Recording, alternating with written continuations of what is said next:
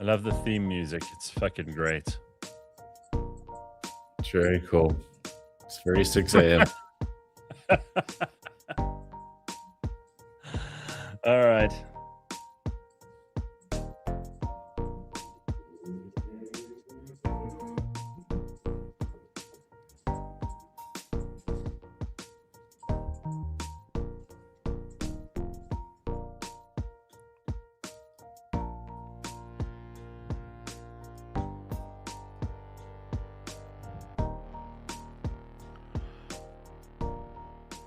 Are we live? Is this thing on?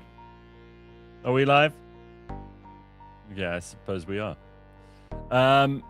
Okay, everybody, good morning and welcome to the show. James, that music you've chosen to start the show is just absolutely horrific. Sounds like it was generated by AI while AI was asleep. Okay, so it's time for another show. Just give me some indication there in the there we go. Tracy's in the comments. I see Mac. I see everybody. All right, very good. Hello, everybody. I hope your Friday is off to an awesome start. It is today is the 10th of April, and we are steaming into. You can already feel it's getting colder, and I don't want to dwell too much on that. There is such good stuff to talk about today, and we are chock full of all of the important stuff. I've also got in the wings Ben Karpinski and his cat.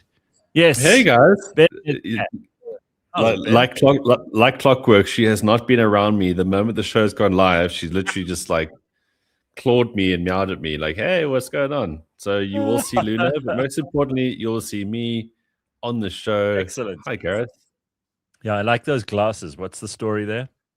I wear these at night just to kind of wind down, and obviously with very unflattering laptop stuff, Gareth, I wear them in the morning on the show here because then you won't see how tired I look. Okay. Well, it doesn't look so bad. So do those things work, by the way? Because they talk about the blue light, when you look at screens and things, and it doesn't help you to sleep. I've been wearing these for years. Hey, it's a softness, and like I'm quite conscious of my eyes because I'm on screens all the time. And yeah, when it comes to the evening, as I put these on, it definitely does sort of like soften things a bit. And I never have problems sleeping. So, it's the small increments. Well, that's why I'm asking. If it works, then I'm not going to poo-poo it because there tends to be. I don't like to poo-poo things that I haven't tried myself. And if I find people who are trustworthy who've tried them already, then I don't poo-poo them. That's the way I operate. Yeah, it's a poo-poo free zone here because sleep is so damn important. And in the last month, I think I've had a little bit less than I've had because I've had such an exciting sort of time of doing cool things. But as you say, the weather's getting colder. Like you can never say you're amped for winter, but I'm actually for the first time, like kind of I am. You get more sleep, longer darkness. It's more chill. I'm looking forward to it. What happens to me is I'm excited about winter for that first month, maybe month and a half, because it's all, being warm and cozy and kind of waking up and it's dark instead of waking up and it's light. And so it's a difference. And any kind of difference just sparks a bit of creativity and variety in your life, which is not a bad thing. It's nice to have contrast, especially in Joburg, because it is such a gigantic contrast of how things are. Oh yeah, but then a month and a half in, I'm like, all right, it's been fun. It's like a holiday when it's just 2 or 3 days too long. You know that feeling? Yeah. It's called August. Get back to stuff. It's called August. Yeah, it's your birthday month, and you always hate it. Yeah, well, not because it's my birthday. I hate it because August is a shitty month. All right, can I get into some things that because it's been 2 weeks since we did a show, and the last show we did was our first new version of the show, which I'm very excited about because to me, the focus has got to be the stuff we actually talk about that that is useful to people and that makes them laugh or makes them smile or makes them think. And I don't know about you, but watching, whether it's your social media feed or the news or stuff that everybody's talking about, the thing that caught my eye and has absorbed my attention primarily for the last 2 weeks has been this Artemis 2 expedition. These 4 people who hopped onto that rocket. They took off. They went up into space. They've traveled further than any human has ever been from the Earth. 272,000 kilometers or something like that. I can't even get the numbers right, but trust me, it's the furthest by a long way that any humans have ever been from planet Earth, which is such a big deal. I don't know how people don't think this is a big deal. I will start off by saying I've watched none of this, and I Oh, feel it's a terrible reflection of where we are, because this should be huge. It should mhm. be the greatest thing. It should be something to be excited about.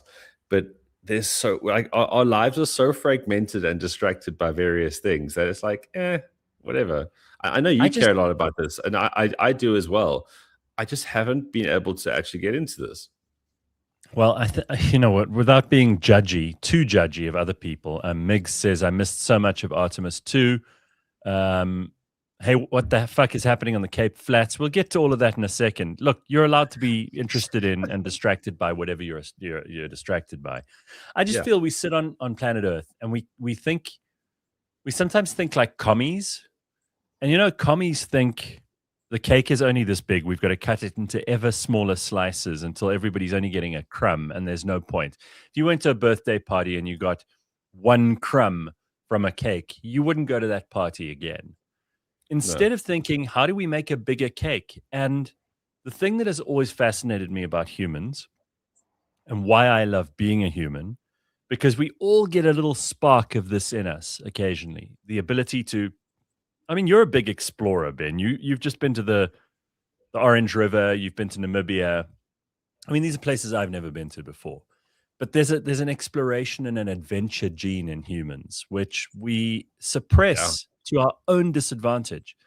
When I completely. see these people, they take their life in their hands. We forget that this is, I mean, the amount of heat and force generated just in that rocket launch that you saw when James brought it up a moment ago. That is the most powerful. You know what kind of enormous expenditure of energy you need to escape the gravity of the Earth. And then not just do that, but then hit the Earth's orbit and be slingshot out past the moon by a distance greater than has ever been traveled to the dark side, the far side of the moon. And James, have you got that video I sent you of the footage they took from the Artemis 2 with the moon directly in front of them, the Earth behind that, and obviously then the sun was behind them. So you can just see their shadow traveling across the surface of the moon, which, by the way, is a lot more beautiful up close than what it looks like here on Earth. The level of detail that you could take in here and just the expanse of the universe behind everything in that picture. To me, this is the most inspiring thing ever. And yes, you're right. We should all be paying more attention to it. And I am judgy about people who've taken no interest in it, because this is at the forefront of what humans are doing. And it was pointed out to me the other day that it is most likely that all of our parents are older than the first satellite that was sent into space. The first one, was it like in the 1950s? And we've only been at this for less than 100 years, humans going beyond the actual Earth. We've only been able to fly since 1900 and something. 1903, I think the Wright brothers managed to get the Kitty Hawk up in the air, or Orville and Wilbur Wright. And I just think, wow, humans in less than 100 years, certainly less than 60 years, 70 years now, are continuing to be enterprising in a place and in a way that reminds us of what we're really capable of. You could sit and you can complain about politics, or you can worry about inequality or poverty or taxes or any of those things, and you're legitimately allowed to do that. You can do whatever you want with your time. But if you don't reserve a small part of your time and effort to watch humans forge the expanses of our own experience and understanding of the universe a little bit further, I think you can become very cynical. And I think you can become very practical and very day to day. And what am I going to have for lunch? And that becomes your biggest reason to get through the day or to make a change or to do something exciting. When you see these guys doing this, and they should be heading back to Earth, by the way, tonight, certainly US time, they should be heading back to Earth somewhere around 8 o'clock in the evening. And they touch down in San Diego, splash down into the ocean. The most dangerous part of their mission is now when they have to make that re-entry. It's amazing. It's absolutely amazing. Yeah, it's such a good point that you make there about when you become too cynical and things become too day to day, because we all know that the moon landing is being seen as one of the biggest conspiracy theories. And even now, people are trying to find all the little sort of like links that they can call this thing the same thing from, oh, it's the same picture, blah, blah, blah. Oh, they've never done this. But I mean, the rocket went up. So, and now what? Like, it's a thing. They're there. They're doing this. They're out there. And yeah, Gareth, it's a great reminder of that, because we become so damn fixated about our stupid problems, and they're all man-made, to always look out. I mean, yeah, I mean, this whole thing around the moon, it's like a metaphor for what we should all be looking with in our lives. Sure, I can't go to the moon, but I can go to Pretoria. And you know what, Gareth? This weekend, I'm going to go to Pretoria. And I'm What's happening? My wings. Is there a rugby game on, or are you going out somewhere? No, we're going out to a nightclub, Gareth. Yeah, actually, I'm excited about this weekend too. I've got a jam-packed weekend. Can I bore you to death for 5 seconds with what I'm up to? Carry on. So, one small step for man, one giant leap one to Pretoria. giant leap for Gareth and Ben. All right, so tonight I'm actually doing a 10th birthday party for a company that's based here in Centurion or Pretoria, technology company. The coolest people. I met them for the first time probably about 2 months ago at their conference that they had. It was near Brits, but these guys are super sharp, and they started this company. The kind of revenue they're doing now is unbelievable, but Amazing. Such nice people. You know, like the people at Tourvest that we've both met and that I've introduced to everybody who watches and listens to this show. There are some businesses in this country that just are cool to be in among the reeds with. You know, when you're with those people, you feel like, wow, I could work at this company. This is fun. So I'm going to do their 10th birthday tonight. Then tomorrow morning, I'm doing a little lecture at the Soltech University here in Centurion, Pretoria. And nice. Yeah. Well, I'm talking about what I know, which is podcasting. I'm not going to be lecturing them about astrophysics. But this is, I've never been to that campus before, and I'm more excited. I mean, I know what I'm going to talk about, but I'm more excited to see the actual campus, because they've got chemistry laboratories and stuff like that. It's apparently the best new university in the country. You know, it was built by Solidariteit, who are a union. Yeah. Right, they're a union, but they and AfriForum and others have decided, fine, you won't let talented young white people into places at universities, the rest of them in the country. So we'll just build our own, which is precisely the same motivation that sends people to the moon and does extraordinary things. Doesn't just keep cutting the pie up into smaller and smaller pieces, like I was saying earlier. And I want to see that campus, because it's on my way to a number of appointments I've had recently. And I've always wondered, like, what happens in this? I'm doing that tomorrow. And then tomorrow night, we've got the opening of a new place in Pretoria, which, I mean, I'm quite excited about. It's again, it's people I've known for a long time, and they also the kind of enterprising people who go, well, you know, the days of the club are over. And I remember DJing at clubs. You did it too for years, where that was the place people met. And again, not to turn everything into philosophy, but this morning I woke up with this real need to make every conversation I have matter, whether it's on the show, whether it's with people in person. And this isn't a new thing. I've always felt this way, but it's renewed. I feel like a burst of energy I haven't felt for a long time. And when I see people getting to know each other on social media, or WhatsApping each other, or having no real human contact, it bothers the hell out of me. I'm not afraid to admit that I think humans should be doing better than that. We should be actually meeting each other in person for the first time, not being anxious about that, not being afraid, like the pre-COVID people we used to be and the pre-phone people we used to be, because there's so much more meaningful experience in actually looking someone in the eye, in being present in that moment, going, I'm going to go and I'm going to have a couple of drinks with these people I really like and meet some new people.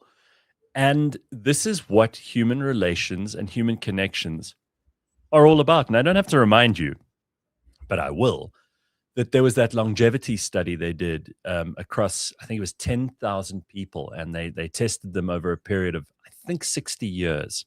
And they discovered that the single greatest denominator for people living long, just long life, is not your health. It's not what you eat. It's not how much exercise you do. It's not about how much money you have. It's not about where in the world you're born. The single greatest thing that will prolong your life is human connections. So while we're talking about these humans that are the least connected from us because they're on a spacecraft thousands and thousands of miles away, we are also talking about the very close, the proximal and the distal, right? The proximal being you have to go out and meet people. You have to make an effort with people. And you can become jaded and you can become a loner. And trust me, there are days where I don't want to see any human beings. But they're never my favorite days at the end of it when I think back. I always prefer the days where I go, like, I met these people today. I had this conversation, whether it's about business or about fun or about stupidity. And those are the best days. So I'm looking forward to seeing whether it's possible to make club, bar, restaurants. It's a very awesome place called Amazon in Pretoria, which opens officially on Saturday. I'm just excited to see people who are willing to take the risk of creating an environment for the rest of us to see each other in. So that's cool.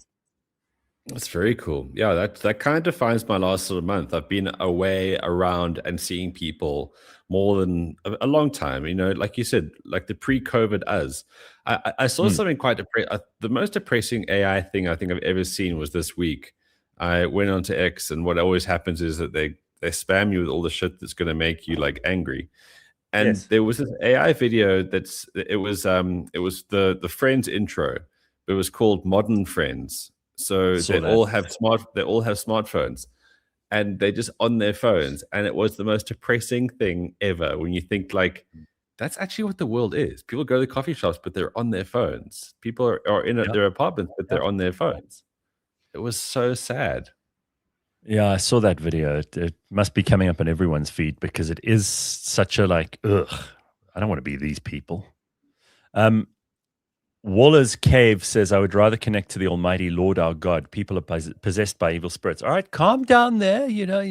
Sunday's 2 days' time. And you can let loose that Holy Spirit of yours. You go ahead. Do you know what I watched for the first time this week? I've never seen it before. And I don't want to have a long discussion about this, but I thought it was brilliant. No, yeah, Passion of the Christ. Yeah, you're absolutely right. Passion of the Christ. How did you guess that? Gareth, I've got this ability to put 2 and 2 together. Fucking hell, Ben. I watched it, and it's very violent. I mean, look, that's how... it was a tough time back then.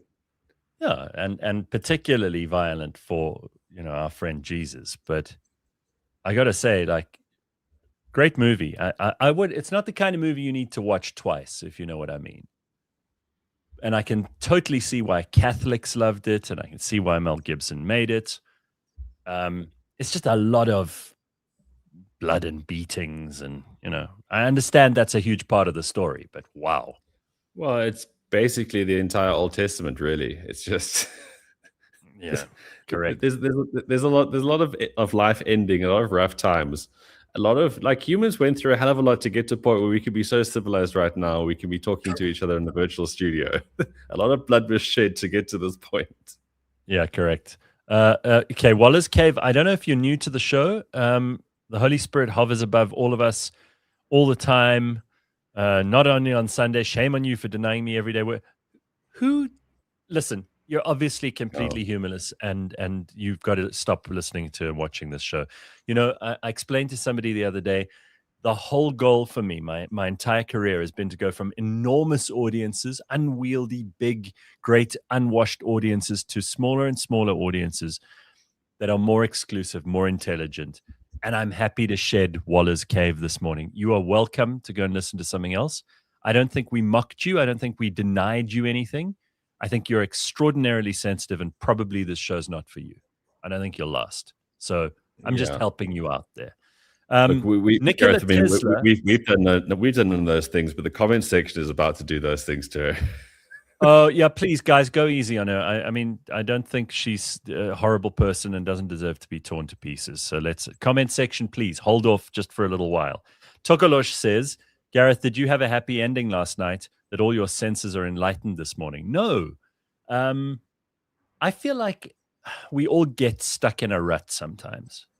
And Ben, you can speak of this because you've often said to me, like, got to like get out of the Earth's orbit. You got to slingshot yourself around the moon sometimes, right? And put yourself under some pressure. And the last couple of weeks have been very, very arduous, but I like a challenge. I operate best when shit's not completely smooth and predictable and easy to define, and you can operate within the same parameters. I know I'm better. Most of us are better when we're under a little bit of pressure.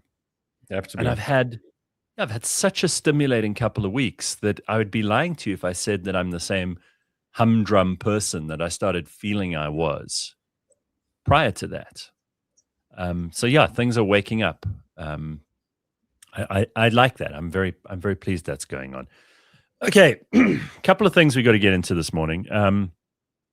Ben did the most incredible coverage around Live Golf, and everybody who saw it, everybody who's been, did your numbers go up tremendously after Live Golf? Because you did a superb fucking job there.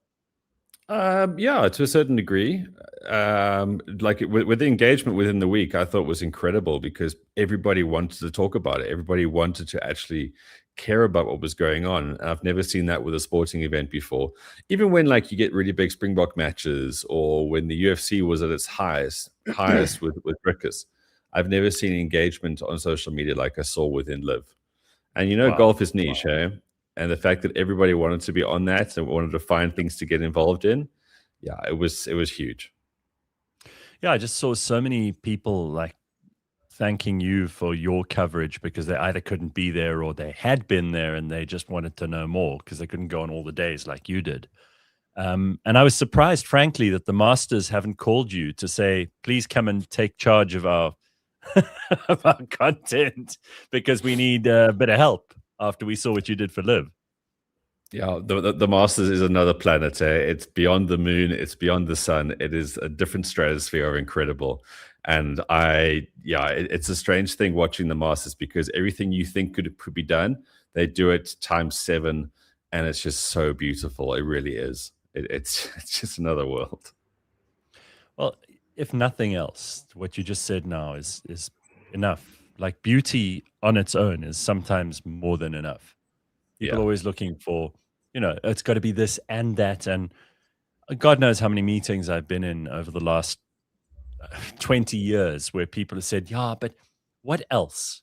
And I think, no. If you just get that one thing right, just that one thing proper, and you can make people go, oh my God, that's phenomenal. It doesn't matter what else you have.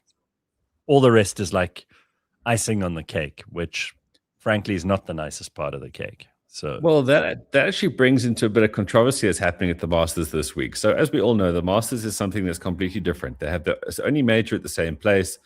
It's very exclusive. It's very difficult to get to. You cannot play the golf course. It's all the things that people nowadays go, it's so unfair.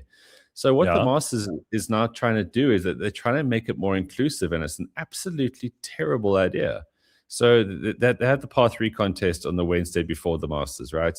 and it's a time for the players to bring their kids along to like fake caddy, and it's like all wholesome and nice. And now ESPN's got the rights to it, so then they've basically just tried to get the Masters to be like everything else. So now we've got stupid celebrities. We've got all kinds of other shit that nobody wants or needs, just to try and make it like flashy. And the comments are coming out to say like, this is shit. This is terrible. Stop it. The Masters does what it does well. Everyone loves it for it. You don't need to change that. Just stop it. It's meant to be this impossibly perfect place that no one can ever get to. And it's this fairy tale that people should actually sort of like covet a bit more, really. This whole thing like, oh, everyone must be involved. Shut up. Supermarkets. No. Everyone can be involved in supermarkets. Go enjoy those. Yeah. I have decided that based on my observations of people in the last 2 to 3 years. So it's a novel concept. It's not ancient, but it's cyclical. So it comes and goes. I think that people who still believe in inclusivity and accessibility and everyone should be able to do this, and they're trying to be everything to everyone, I think that era is done, because people want exactly the opposite. They want to be special. They want to be exclusive. They want to belong to a small club. That's partly why I'm doing this new thing, which I've told you about in brief last week, and I'll tell you about again once we're ready to press go on it. But I'm excited to have, again, small clubs, whether it's a physical club or a digital one, where people can interact at a level that doesn't have to include everybody. Because some people, there was this mouth breather the other day who, I went to a parking lot. I had a meeting, and you know when you've got like admit or whatever, and the boom just goes up. Yeah. And you drive in and you think, okay, well, clearly this is on that app, so I don't have to worry about paying parking. So I try to drive out, and then it doesn't go up. So I press the what is it called? What's the thing? The tit with the call button. Yeah, like yes, correct. And let me guess, this was at Melrose Arch. It was. Oh my God, you're a mind reader this morning. So anyway, so the woman says, "Oh no, we have a different system to that. That doesn't work here." So I'm like, "Well, it just opened for me. I didn't get a ticket or anything. No. This thing scans your license plate, and then you have to go to a machine and pay with a credit card. But you put in your now they think they're being. I love this. Whoever's idea this is, you're a fucking moron, and I hope you get like a sore back and your asshole stings when you shit this morning and terrible things happen to you and you get piles. And this is what they think is more efficient. They don't tell you that this is the system. So I don't know how many people are new visitors to a shop, but there are plenty of places I haven't been to, and I've been in Joburg and Pretoria a long time. I didn't know that this worked this way, and it was very irritating to me, and it makes me not want to ever go there again. Number one. Number two, you're now meant to put in your license plate number. Now, unless you are, and I got a new car, a couple of months ago. So I don't know my license plate off by heart. And I don't know how many people do these days, because if I hadn't saved it on my phone, it would have meant I'd have to go back to the car to get my license plate number because it doesn't give you a ticket. You must just put in your license plate number. This is someone's idea of efficiency. Some moron has sold this idea to a major shopping center, and they think they've cracked the code. They think they've just solved the Rosetta Stone. You guys are the worst people, and I really cannot wish more curses upon you than I am this morning. This is not a good system. It is a horrible system. It is inefficient. It is stupid. And you are overthinking and overcooking this to a point where I would rather just use the ticket, frankly. I'd rather have the ticket. Okay, so I use the system because I go to gym there, right? So it makes sense for me, and it pretty much is everywhere in the first world. You need an app for everything. You need an app for parking. You need an app to get into a certain public transport system. We've been quite lucky to this point that we don't need apps to do day-to-day functioning. you ask anybody who lives in London or wherever, they've got about 12 apps just to do day-to-day things. So I think we're getting off quite lightly. All right. But You think it's efficient? I totally get your point, because if you are on Admit or whatever those kind of things are, Sure. you don't drive into a shopping center and go, oh, let me look at the branding on this thing here, because if it opens, it opens. So That's it. your gripe makes a lot of sense. But these people are trying to make things, again, it's the whole thing. It's a curse technology, right? It makes sense for me. I know what the system is. I drive in, I drive out, no mess, no fuss. I have no friction. But to get to that point, there's an intro. Yeah. And if everyone's got their own thing, it's endless. Judas says, I felt the same way when I went there too. During the lights season in December, the queue to leave later was insane. Yeah, it's just, guys, sometimes I do like Admit, for example. And I do notice their branding, and I have downloaded the app, and I put money on it, and it works, and it's so effortless. This thing, you still have to go to a goddamn machine and put in your license plate. It's just dumb. Then Congo Chris says that I'm not used to paying parking, nor do I know my license plate because I have a chauffeur for these things. I do not. And, Uber has made the idea of a chauffeur seem a whole lot less glamorous, because we all know the downside of having someone drive you around. They drive slowly. They take the long route, sometimes on purpose. I don't know about you, but if they ever try to take driving away from us completely, I'll be at the front of the protest, and I don't like protest marches. I think being able to get in a car and just drive somewhere is the most awesome sense of freedom, and I don't like the idea of having anyone else drive me around, unless there's going to be drinking involved, or it's late at night, or like I got to take the car in for a service or whatever, so you don't have it. That makes sense. But otherwise, no thank you. I like to drive myself. Well, that's exactly what Gary Player was saying Tiger should do, because Tiger had another crash. And people were asking Gaza this week, what about Tiger? And Gaza's like, look, Tiger's been through a lot. We must give him we shouldn't be so hard on him. But what he must do is he must get a chauffeur. So, I mean, because Tiger's on all these pain meds because the guy's had so many different operations. He's got major sleep deprivation. So he's on a strange cocktail of variety of things. And then he just rolled his car again, and then he's not playing at the Masters. But it brings me to another conversation I wanted to have that I didn't bring up a few weeks back, is that, when we go through roadblocks or we do drunk driving tests, whatever, we blow, there's a pretty straightforward system. And if you bust, you bust. What is this thing in America, right? Because it happened to Justin Timberlake as well. What is this thing in America where everything has to be so fucking performative? So not only do they have to do these stupid like Macarena tests where you got to walk along a line or some shit, but that becomes public like visuals straight away. So like mugshots go on social media straight away. The whole indignity. It's a humiliation ritual. It's a humiliation ritual. It is designed it's for entertainment.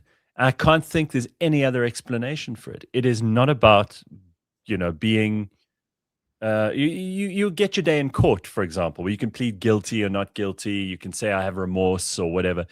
But this idea that your arrest, and remember, I had that very public arrest for speeding, and ENCA were kind of, they'd staked out the highway, and they didn't know it was going to be me. That was a big bonus for them. But, looking back, I mean, a lot of people thought it was very funny. So do I in retrospect. I just think that this stuff, humans have this need to think of themselves as being better than other humans. So when we see Justin Timberlake or Gary Player, I mean, not Gary Player, he'd never be caught in a situation like that, like Tiger would. And we see these embarrassing videos of them either drunk or whatever, they're tired, or they're not in their best, they're not dressed up and ready for the cameras. And they're the kind of people who we're used to seeing in a polished way. I've got bad news for everybody who takes huge delight and joy in that. It does not make you better because you bring those people down. If anything, it makes us all worse because now we are in the mob baying for blood, or we're part of the group of people who want to make fun and enjoy. We take pleasure in someone being humiliated like that. I hate that stuff. I didn't watch the Tiger Woods videos. I believe they were shitty and horrible, and like he was obviously not in his best mind, right? And I just hate that because here's a guy. Look, we know he's a bit of a horn dog. He definitely slept around. We had that embarrassing situation where his blonde Scandinavian wife took to him and the car with a golf club. Yeah. I just I sometimes wish we could just let our heroes stay heroes. You know, it used to be the era of big movies where the studio controlled those stars, and the only way you'd ever see them was in those movies, and they were real celebrities. Like they had tremendous power.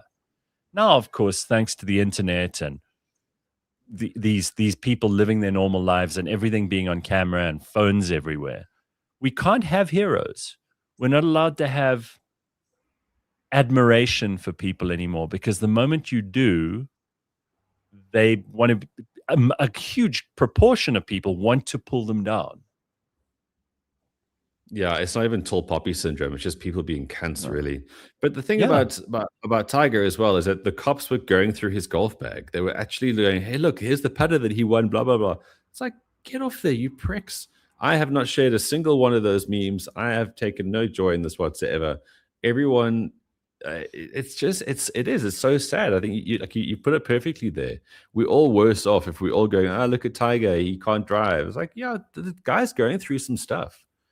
It's so, And who but watches I him mean, who's watching him for the driving? I mean, for God's I, sake, we know how you know, there's this stereotype about Asian drivers, and there were some very funny jokes going around, but I don't like that people can't be a hero. He can't. We want him to be, and he is. He's one of the greatest names in golf history. I don't care about golf, and I don't care about Tiger Woods, but I know that name, and I don't want that to be torn to pieces by people who are just interested in other people falling so they can feel a little bit better about their very ordinary lives. yeah, which you end up doing. But I mean, is that what you think it is? It's an actual humiliation tactic that is Yeah, enforced it's by a law. humiliation. No, I don't think it's enforced by law, but I think No, but it's just humans. that it's so bad. I mean, it really is. How can that stuff be so easily shared when it's a private moment between you and the law enforcement, right? Why? Like, we don't know the full story. Why is that public interest? Why is that public access? I really I don't think everything should be out there, and I think it's wrong that the police. Well, look, I mean, there's a demand for this stuff, right? They want to make an example of a celebrity, which I also understand because, you know, again, ordinary folks will be less likely to drunk drive and take pills, sleeping pills, or whatever it is, and drive because they'll see someone famous gets arrested. So they're like, well, it could happen to me. But I mean, those are dumb people. You either know you're doing something wrong or you don't. And I don't know whether it's necessary for us to drag this shit around as if it's entertainment. You know, I don't. It's not, again. It's not like I'm saying I respect Tiger's privacy or this stuff isn't entertaining to people. I just don't think it's necessary. There is enough entertainment. Entertainment is now so cheap and so Yeah. widespread that I don't even want to do it anymore. And this has been my mainstay for 25 years. I don't want to be an entertainment option because entertainment is shitty. It's filled with shitty people doing shitty things. And I'm just over it. I really don't want to know. And Tiger Woods being arrested should not be entertainment. Yeah, look, people always make the argument that once you become a big figure that you don't have the privacy. But I mean, it's just a basic human right. The guy's going through some stuff, okay? It doesn't mean he's above the law. It doesn't mean that he is now entitled to act like this, whatever it is. He didn't try and roll that car, okay? Everyone has bad moments. We all have bad moments. It just sucks how this guy, I mean, like, his kids are going to be like, they'll be ridiculed no matter what age they are. His whole family gets ridiculed. And Yeah. again, I just think people can be slightly nicer. Yeah, it's a humiliation ritual. So listen, let's talk about humiliation. Let's talk about Mel and Piet, if you don't mind, Ben, because so just when you thought the survival mode drama couldn't get any more frantic, Uncle Sam has decided he has seen more than enough of the Pretoria power couple. That's Mel and Piet. There they are, looking horrific. ICE is reportedly looking into fast tracking their deportation as quickly as possible. Apparently, they don't even care if they end up being guilty or innocent of the charges against them for theft. They just want them the hell out. Imagine how bad you have to be that the Americans go, yeah, if we find them guilty, it's fine. They'll be in South Africa already. That's punishment enough. Or if we find them they're innocent, we couldn't care less. We still don't want them in our country. I love this so much. The best part of this is ICE really doesn't care if the criminal case for the little Publix adventure is finished or not. They're ready to ship them home with or without a verdict. And it turns out that being an international woman of mystery, which is what Mel called herself, isn't enough to keep you in the country. So apparently, they are going to be heading home if they're not home already. And SARS will be meeting them as soon as they arrive with a 14 million rand tax bill, which they haven't paid, and a very warm welcome. Isn't that an exciting thought?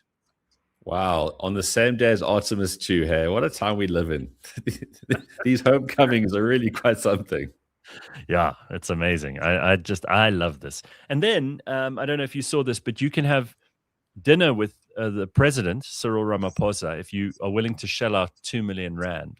Came out about a week ago, and I was just horrified. I first of all thought, what kind of person, even if you have endless resources, and I don't know anyone in South Africa who's willing to, part with 2 million rand, but if you have 2 million, you and a bunch of other idiots who have 2 million can pay for a dinner with Cyril Ramaphosa, which will easily be the most uninteresting dinner of your life. So that's how much it costs to sit with him. I could think of maybe there are a few people I'd pay as much as I could to have dinner with. Most of them aren't even around anymore. Some of the great people of history, but not Cyril. Is that maybe I'm drawing too much into that? Is that not the biggest confirmation of corruption you've ever seen? That a sitting president would get a citizen of the country to pay such an exorbitant amount of money for their time, because this makes no sense other than the fact that Cyril is so corrupt. Because that meeting is a network/tender brief, basically, right? Am I being too cynical here? No, yeah, it's a fundraising opportunity. That's what it is. But so he will. For some people, it's a big deal. Look, let's take it at its best possible interpretation, which is that somebody people will pay this money. Okay, this is going to happen, sure. But why? No. You cannot be a serious president, head of state, if you are charging a citizen to have dinner with you. That make it cheap as this guy is a mess. Yonda says, I would pay 2 million rand to have Ramaphosa sent to Mars right now. Yeah, I wonder if the ANC really wanted to raise money, they could offer the people of South Africa an opportunity to throw tomatoes at him, for example. They'd raise way more than 2 million. So much. I don't know if I will part with the humble life I have without 2 million if I refuse to have lunch with him. That's going to be what, 2/3, 2 out of 3 hours of my life. Yeah, I mean, for some people it would be, if I think about the most amazing people in the world right now, the people who are doing, like maybe you could meet one of these astronauts. It changes though when you're paying to see them. Do you know what I mean? It's like a hooker. The moment you're paying for the terrible sex, transaction. It's you're gonna feel afterwards like, even if you have the most amazing conversation with that person, you know that you paid them and they know that you paid them. It means it's not real. That's my problem. It's a hooker arrangement. By the way, Tumi Morake joining us. That's got no link to the hooker arrangement. She's going to be joining us in just a short while. Before we get to that, and I know you've also got a ton of stuff that you want to talk about, Ben, but there's a woman in Canada who has added to the LGBTQIA plus alphabet soup. I didn't know this, but there's a whole other... First of all, I don't know if it's a woman who says this, which is probably, they're doing the role properly. They're perfectly fulfilling the criteria of this very stupid role. But take a look at this, because this is, we've entered the the twilight zone. I thought that this nonsense was over. I thought this thing had comprehensively been put to bed, that we were all just going to stop playing along with this nuts, crazy, stupid, unnecessary, irrelevant, and out of date idea. I mean, everybody, countries in Europe are starting to say we're not doing this detransitioning or transitioning. We're not doing sex change operations on kids anymore. We're not giving them hormone blockers. We're turning that around. Countries in Europe, which are, they used to be at the forefront of this stuff. Even in America, I just think it's dead, but clearly not in Canada. Look at this. Deal with the ongoing genocide of MMIW G2SLGBTQIA+. This is abhorrent. Wow, yeah. I mean, it sounds like a really bad Harry Potter spell, but nothing happened. She stayed there. And Canada is really embarrassing itself at the moment. Here's number 16, James, is this crying general. This is supposedly the top general in Canada, okay? This is the person who would be in command of the Canadian military if they were ever deployed ever again. By the way, I've got to say at this point before we play this that Canada played a valuable role in World War II and in World War I, actually. They've got a proud military tradition. The Canadian soldiers were very well respected during both those wars in the earlier part of the 20th century. And it is a disgrace that this person is doing this. First of all, that this person has the job, because clearly they are doing the opposite of what an army general needs. But this is such a humiliation. I don't think people fully comprehend how bad this is for Canada. Take a look at what I mean.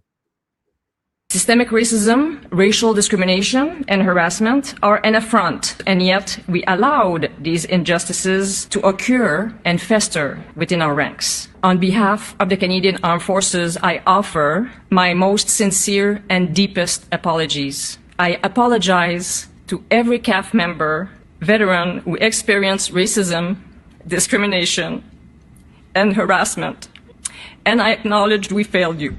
Canada's top army general broke down in tears over systemic racism. That's where we're at. This is really intimidating for our enemies, for sure. Showing our top priority is systemic racism. We're so fucking soft. Even our military is soft. This ain't how you run a military. You got the highest ranking officer out here having a public meltdown over feelings. And it's always the same. It's always victimhood, and then they virtue signal, and then they get validation. You can't protect a country when your chain of command is showing up like this. And you sure as hell can't build a military and protect national security when you reward fragility. You think China's doing this shit? The military used to forge men who could intimidate and show strength. And now it runs the entire operation like a group therapy session. And the worst is they try and condition us to think that this is progress and this is strength. And the craziest part is how many people believe this shit. Yep. Don't disagree with anything that guy said. Also, how can you have I don't believe women should be in the military. I know that there are going to be arguments about, but what if a woman really wants to be? Look, there are going to be exceptions to every rule. But I wouldn't want any of the women in my life that matter to me to have to go and do armed service. And I certainly wouldn't want them men are not going to be commanded by a woman in a military unit. It's just never going to happen. I hate to break it to you girls, and feminists are going to cry and whine and complain about this. The reality is women will never take a command. A command is different to a request. And in a military hierarchy, a command means you have to do it. Men are not going to take that from any woman. Now, I don't know what kind of general that is, but if that's the state of the Canadian military, and by the way, we're in no position to compare ourselves and to think we're superior to Canada. We have no military to speak of. I don't know if you've seen the video that's been going around this week. What about the Rand show? Yes. Okay. So here's the SANDF, and they're showing off their skills. This is clip number 7, James. Just take a look at this. You think our military, and then I'll tell you about the US and the daring operation and rescue, the search and rescue operation that they conducted over the course of last weekend, which will blow your mind. It's probably the most phenomenal story, second only to Artemis 2 of the last couple of of weeks, if not months. But here's our South African military showing off their skills, their training. We move over with our advance. With our advance, remember, we are having a psychological angle, ladies and gentlemen. The terrain can sometimes be rocky, slippery, and muddy. Remember, this is to showcase that we come across this kind of talent. Yes. I've seen that clip a few times. This is the first time I've noticed the commentary. The guy's going on about the fact that we come across difficult terrain, and this is why we're so good. They're on grass. Well, I mean, I feel sorry for the commentator because he's obviously, SANDF. Like, he's got to do what he's got to do.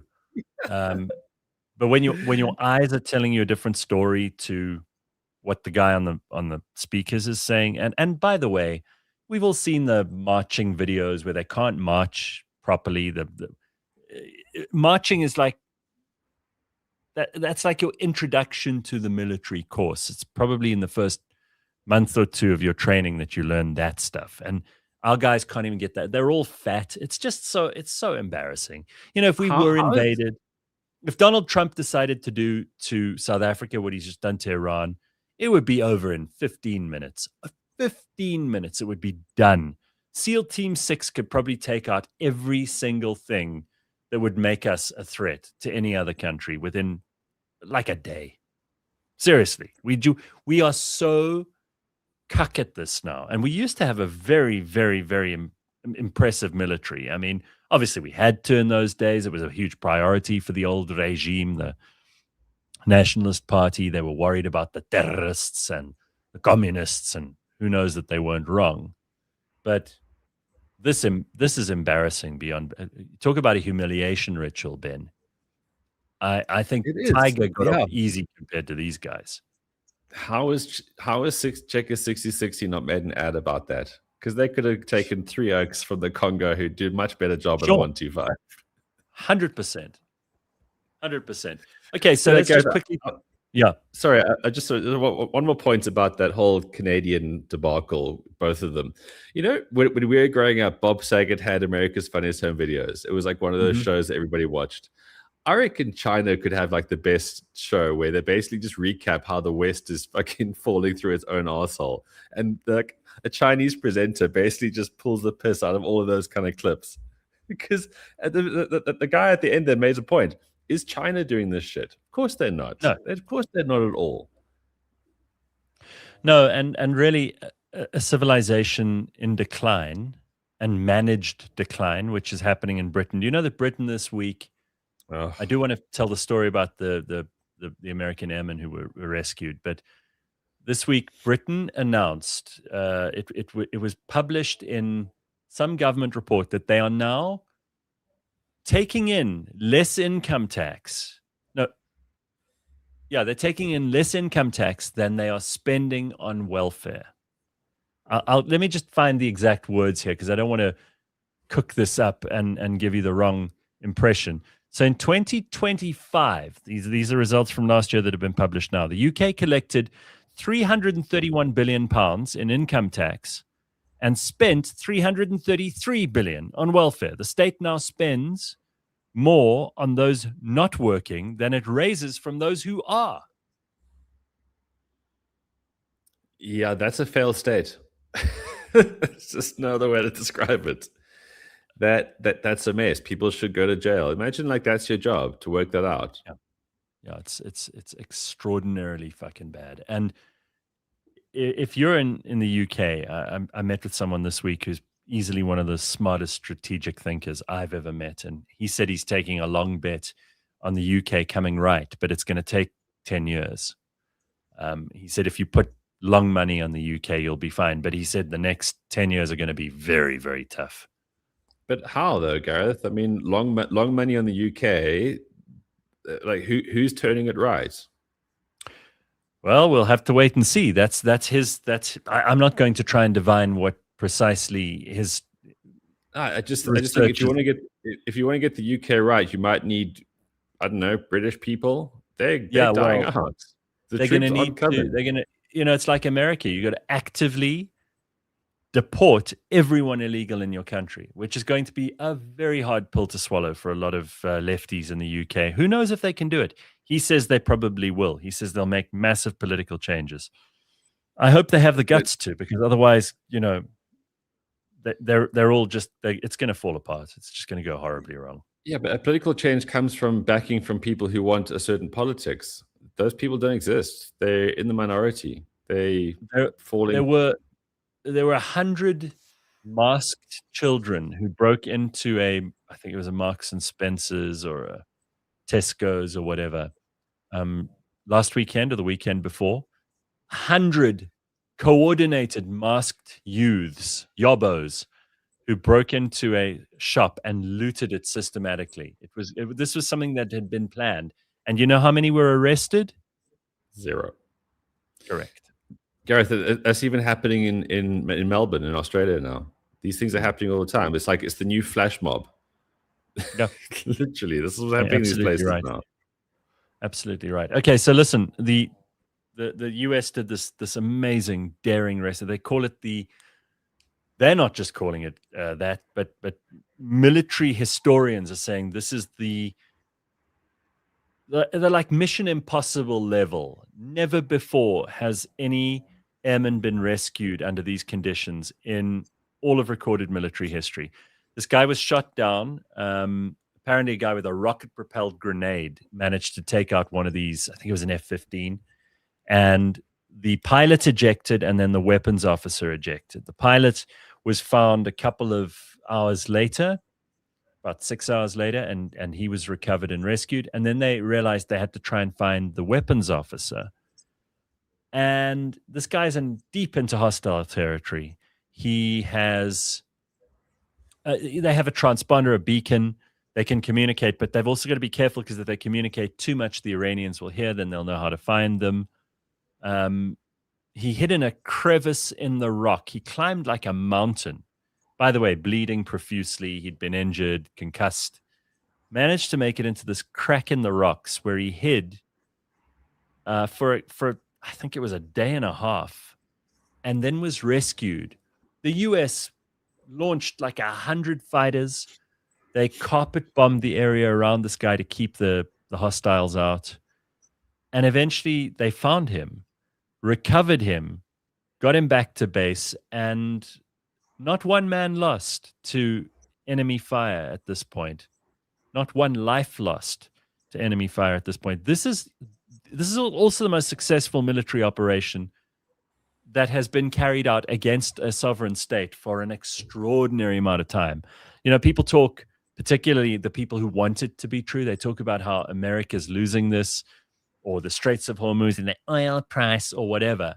And those are all real concerns. I'm not saying that it doesn't affect all of us. But in military terms, I mean, this is just shooting the lights out. And you don't have to believe Donald Trump. You can believe the Wall Street Journal. That's what they said last week. You can believe the New York Times, who've had to admit that every one of the objectives that Marco Rubio had and had explained to the American public before this war had even reached day 3, they've ticked off every one of those. And Trump's now going into these negotiations with China, which are, he's doing his big visit to Beijing. He's going in with all the cards. If you wanted to negotiate with China, you need to have some pretty good cards up your sleeve. And Trump has got all of them now. Venezuela, Iran. Remember, China is hugely reliant on Iranian oil. So I think you may have misgivings about a long war and people complaining about it a month and a few days in. Then you just don't know what you're talking about. You're just an idiot who should be filing paperwork at some corporate office. You shouldn't be talking about politics. You don't know what you're talking about.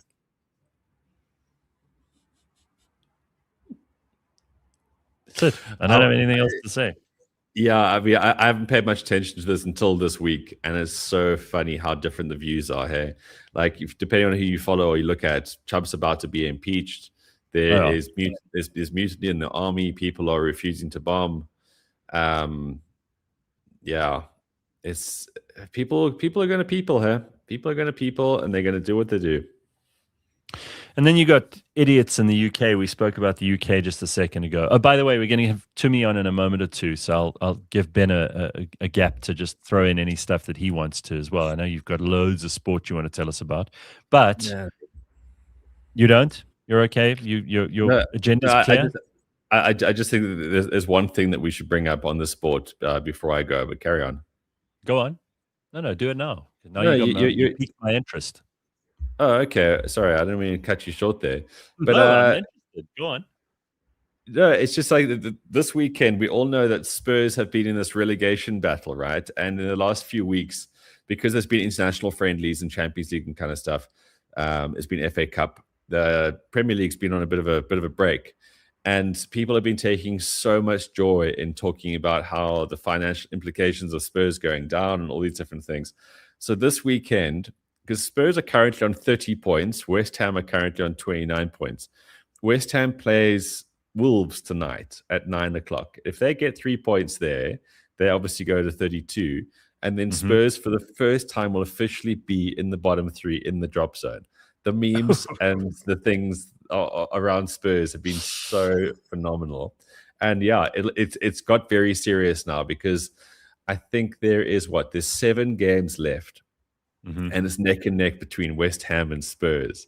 So yeah, it's for the neutral, it's funny. For the Arsenal fan, it's hilarious.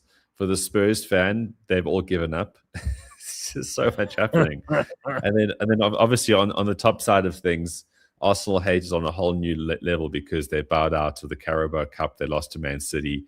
They got beaten in the FA Cup, but they're still in the Champions League. And the Premier League returns this weekend. So Arsenal playing Bournemouth, really big game. And then Chelsea versus Man City. If Man City loses this, essentially the title race is over. Chelsea aren't a real football team, as quoted by all my friends who are Chelsea fans, though. So yeah, I think there's some fantastic dynamics coming into the Premier League right now. It really is so entertaining. And we've got 7 games left. Man City's got 8 games. So it's absolute crunch time with this stuff. And Spurs, I don't know if I want them to go down or to stay up. Either way, I think it's so funny. Yeah, I love it. This is the only time that James gets really animated, is when you bring up like FA Cup and Carabao Cup stuff, and then suddenly he's like all excited. Yeah, James's team, Gareth, how about this? They went to Paris to play Paris Saint-Germain. You know, football's fuck long, right? 90 minutes. Yeah. Guess how many shots towards the goal, which is the point of football, James's team had in 90 minutes? 3, 4? 0. Oh, wow. That's 0. terrible. That is terrible. How embarrassing. So they basically didn't football. They just stood in the field in football kit, but they didn't get a single shot towards the object of the reason they're on the field.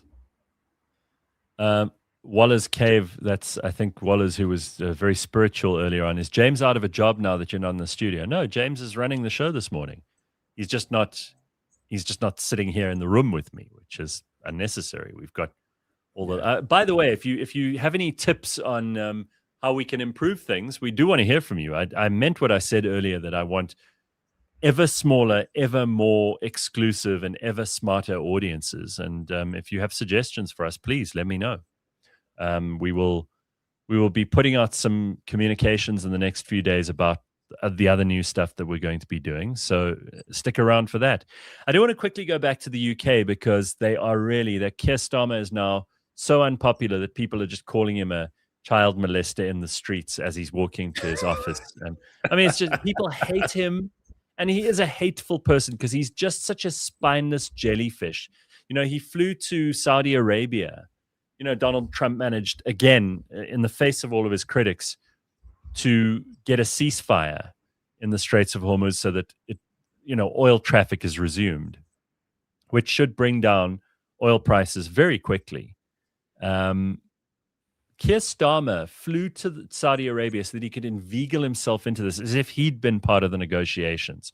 He's trying to, like, those people who we call them stolen valor, the people who they're basically glory thieves. They're glory hounds. They're the kind of people who will try to take credit for something they didn't do. And that's what Keir Starmer's doing this week. People in Britain hate him. They loathe and despise him. There are about 100 people left in the UK who do not actively want to see Keir Starmer put in stocks and having rotten vegetables thrown at him. But this is a woman in the House of Lords. She's obviously a politically appointed life peer, because they abolished the House of Lords, hereditary peers, a while ago. So the House of Lords is just it's a vestigial organ now, and a place that you reward old comrades like the ANC does. Don't think that Britain's any better than South Africa when it comes to this. Old comrades of political appointees like Lord Mandelson, for example, who we know was intimately involved with Jeffrey Epstein. So now when you hear of Lord or Lady, it's got no more value anymore. These are not like the old families who've shepherded England through civil wars and foreign invasions and all kinds of glorious endeavors in the 17th and 18th and 19th centuries. No, these are just politically appointed comrades who are getting a lordship as like a payback. It's like a tender, basically. And in Britain, having a title probably is more important than having money. So when you hear someone is Lord or Lady something now, unless they are from some ancient family that goes back 500 years, ignore them. It means zero. It's like being called comrade and should be treated as such. Anyway, this woman, she reckons she's got a solution. This is how far Britain has sunk. I hate seeing this, by the way. I don't take any joy in it. But listen to what she thinks the solution is to making people safer on the streets of London at night. I might actually put in an amendment to create a curfew for men on the streets after 6 p.m, which I feel would make women a lot safer, and discrimination of all kinds would be lessened.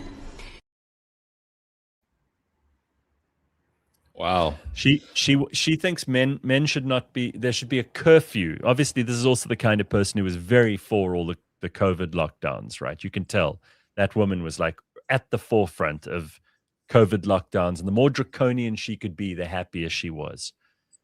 So the solution is to curfew men at 6 p.m. But also, like the way she delivers it, it's like, oh, I might actually. It's like, oh, oh, powerful one. Like, you've got so many other fucking things you're going to do that's going to change humanity. What a horrible. You know that a knife wielding immigrant in London wouldn't give her 5 seconds before he'd taken her purse at gunpoint on the street and threatened her life, if not physically hurt her. And this woman thinks that the solution is just, oh, well, if we tell people they're not allowed to go outside at 6, then everyone will follow that rule. I mean, you can tell that these are the kind of people who just do not understand danger anymore. And before we get Tumi on and close off with Ben, just watch this quickly. James, this is number 2. This is a woman in politics who believe, again, these people have no sense of danger. They have lost the ability to calibrate their brains properly for how the real world works.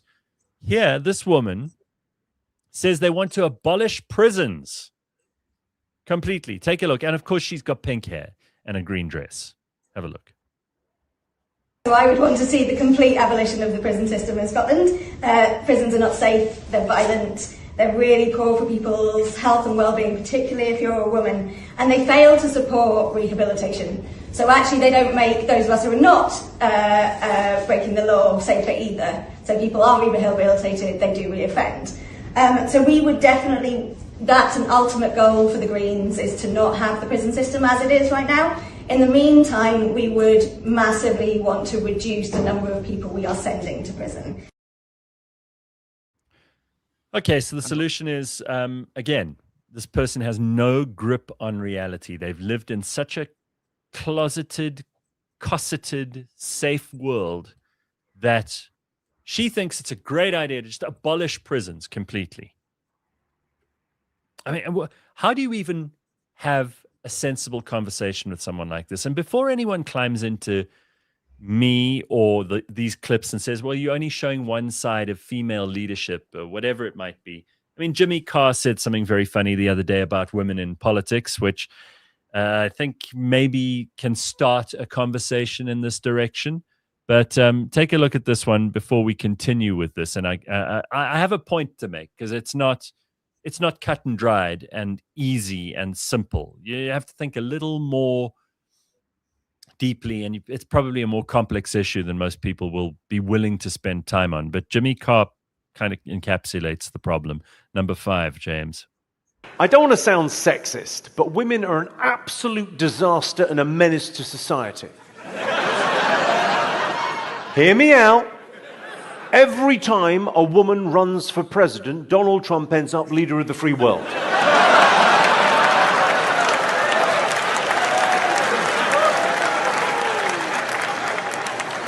Just saying, ladies, maybe politics isn't for you.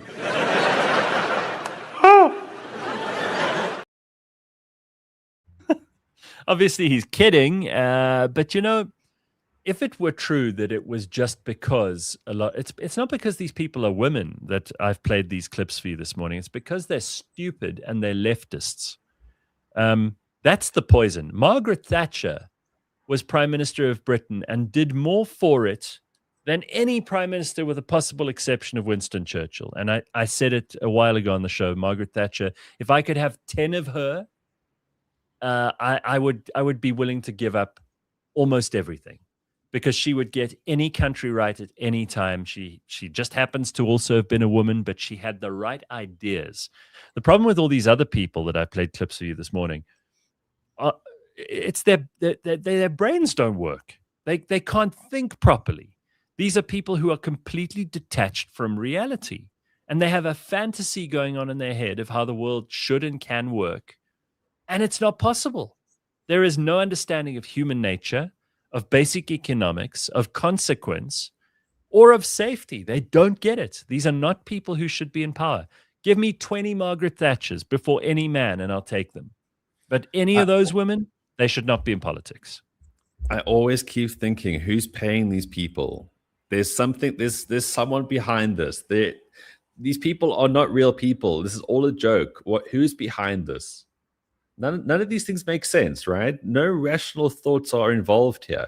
They all look like cosplay characters. The hair, the fact that they're all ugly as sin, it's a joke. It has to be. Well, it's the opposite of toxic masculinity. It's toxic femininity, which some people still claim doesn't exist, like some people who think that racism can only go in one direction. You're poisoned by ideology. You're just poisoned by it. And, you know, it comes down to identity to a large degree, which is why my favorite comedian who died a while ago, George Carlin, he had this to say, play number 10. And this is years ago. He understood it before any of us. When your identity is your ideology, congratulations, you've officially screwed yourself, because now it's not just an idea, now it's you. And when the idea gets challenged, you don't hear disagreement, you hear an attack. So what do? You build a bubble. A nice, soft, padded little bubble where everyone agrees with you, uses the same words, hates the same people, and claps at the exact right moments. And you will defend that bubble at all costs, even if it makes you sound incredibly stupid. Facts don't matter anymore. Logic's gone. Humor? Dead. Because admitting you're wrong would mean admitting you are wrong, and that's unacceptable. So you double down, louder, angrier, dumber. And that's how you end up defending nonsense like it's sacred scripture. Not because it's true, but because without it, you'd have to actually develop a personality. Yep. Again, cannot argue with any of that. Calder Santos says in the comments, by the way, if you ever want the perfect demonstration of sheltered employment, take a look at James. Do you get BEE points for James because of his disability? What's James done this morning that I think he's been okay today. He hasn't screwed up everything today. I mean, listen, when he does, by all means. Jeepers, Carl, what'd you do? Go for a back wax yesterday? Yes, sis. Why are you so angry? A lot of poorer anger first thing in the morning. One last thing. James, just let me know when Tumi's ready, because we want to bring her on. But one quick thing that I have to bring up is Helen Zille in the pothole. I know we're 2 weeks out already on this. It's old news. But I loved that song. Hello, Morake! Hello, Gareth. How you, baby? Have you been waiting in the wings for a while? No, but I was entertained, eh? Me, I was laughing. Hey. Well, I've got to talk to you about Mel and Piet, those horrible South Africans who are going to be sent back because you're a South African who's been able to be happy and live comfortably in the US and do cool things, and you haven't caused any shit. They're not trying to deport you, but these two have really fucked it up for everybody, haven't they? I think Elon fucked it up for everybody first, and then them. Wow. Did you see the video? I'm sure you did. Oh yeah, Tammy Taylor Nails. That's Mel. Scammy Taylor. I called him Scammy Taylor. Did you see the video of Helen in the pothole? No. No. Jesus. I've been under a rock for a bit. What's happened? My Helen Zille. Yeah. So she wants to run for mayor of Joburg. And she filmed this video. I know. Yeah, I mean, listen, I love a political stunt every now and then as long as it's entertaining. But she was wearing a wetsuit and goggles, and she had a snorkel, and she was snorkeling. I kid you not, the pothole was so big in Douglasdale somewhere. She was snorkeling in it. Now, for many people, they either missed it or they've seen it 100 times. But I got to say, like, it takes an enormous amount of not taking yourself too seriously for a politician to do that, as well as obviously pointing out the problem. And I kind of like it. I mean, this is a 70-year-old woman or whatever, and she's in a fucking pothole with a snorkel. I think that's awesome. I think it's very entertaining, and well done to her. Yeah, she upped the ante, because the last time I saw a pothole post was a guy with a beer inside it. Well, for the benefit of people who, anyone who podcast. didn't see it, here it is. Just play that again, James. I know you had it ready. So,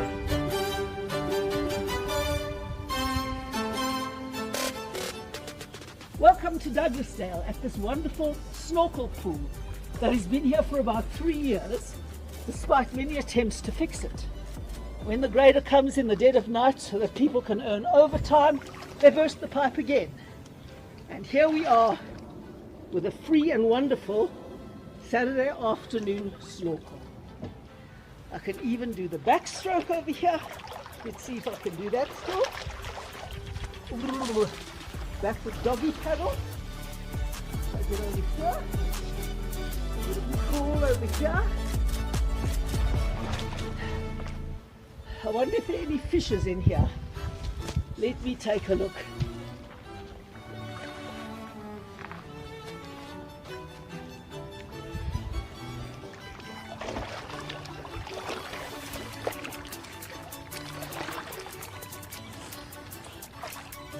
Very nice.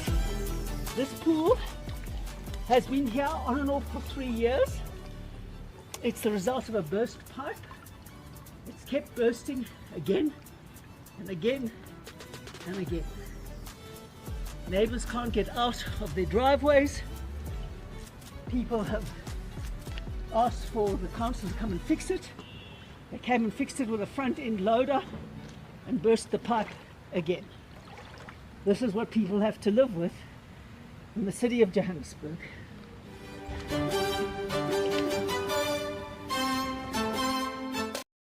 okay, there we go. So now you've seen it. I didn't know they pay overtime. They pay overtime. Oh, that's nice. But also, I'm impressed. First of all, people in Douglasdale are so clean. There isn't a single piece of rubbish, and the water looks clean. It's not on my pool. Listen, I'm in two minds about this. It's a mess, but also Douglasdale. But also, how does it get that far, guys? What's not happening? What's not happening here? I'm going to let Ben go because he's got other shit he has to do, and then we can get stuck into this with Tumi. Cheers, Ben. So hi guys. First of all, Morake, I need to ask you about something because this has been in the news, or rather on social media. Apparently, you got a Ferrari. Me? No, I play with Ferraris, and I've made it very clear. I have a car dealership relationship, and basically it's like having a rich uncle who lets you play with his things. So that's what I do. I will play with his Porsches, I'll play with his Ferraris, and I'm not that girl. I'm still very grounded. And if I was that rich, I'd just be going to Greece and all those nice places. Me, there's places I'll spend my money, my friend. Although Ferrari, Miami, the city that keeps the roof blazing. But anyway. Welcome to my home. Bienvenido a Miami. Bouncing in the club with the heat is on all night on the beach to the break of dawn. I'm going to Miami. It looks like you look like you are styling, girl. Staring. You know, I would have one if I didn't have to live on 2 continents. And like, because sometimes I'm like, oh my gosh, Tims, you're so poor. And then I go, bitch, you live on 2 continents. Calm down. Not many people live in pleasant lands. Anyway, yeah. I spoke to Nina Hasty a while ago. She said to me she found out that her one Serbian cousin has like a yacht. And the minute she realized that, she was like, either I can feel guilty about that and like insult him or play it down, but then I won't get invited on the yacht, or I can embrace my privilege completely. And I reckon, like in this case, if you can drive a cool car like that, you have some relationship with a car dealer, I say fucking power to you. I would pretend that they were all mine and that I had a garage of 18 cars if I were you. Who cares what other people think? Have your fun, baby. Yeah. Yeah, that's true. And I happily drive those cars. And I mean, there will be people, there's people on social media who be like, yeah, it's not yours. And I'm like, yeah, do you have a friend who's letting you drive a Ferrari? It's like, so, but Nina mustn't go waste. Guys, I'm sorry. Like, I feel like, you know how there's the black card that you can play? I feel like there's a white guilt card you can play. When you waste it, it becomes worthless. You see? So with Nina, I'm sorry, the comment about the privilege. No, don't check your privilege. That part, no, it's fine. Yatta away, my friend. Save the card. It'll come in handy when it's, But don't you think it all boils down to this idea that you should care, that you should be absolutely waking up every day with a concern in your mind about what strangers will think of you. It's such you could never have been the successful comedian. And by the way, we must talk about the other things that we didn't speak about, because the last time I had you on, we spoke about Relooted, remember?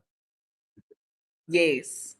Yeah, so we got to catch up on that. But you would not have been the most successful comedian, actress, radio presenter, celebrity, international person of fame and fortune if you gave an absolute shit about what every stranger you met thought of you. You'd never have made it. It would have been impossible. It would have been so limiting.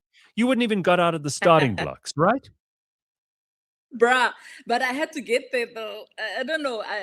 By nature, because I'm a people pleaser, I actually did give too much of a fuck. It just got to a point where I was like, but it's hard to care so much and still get shit done,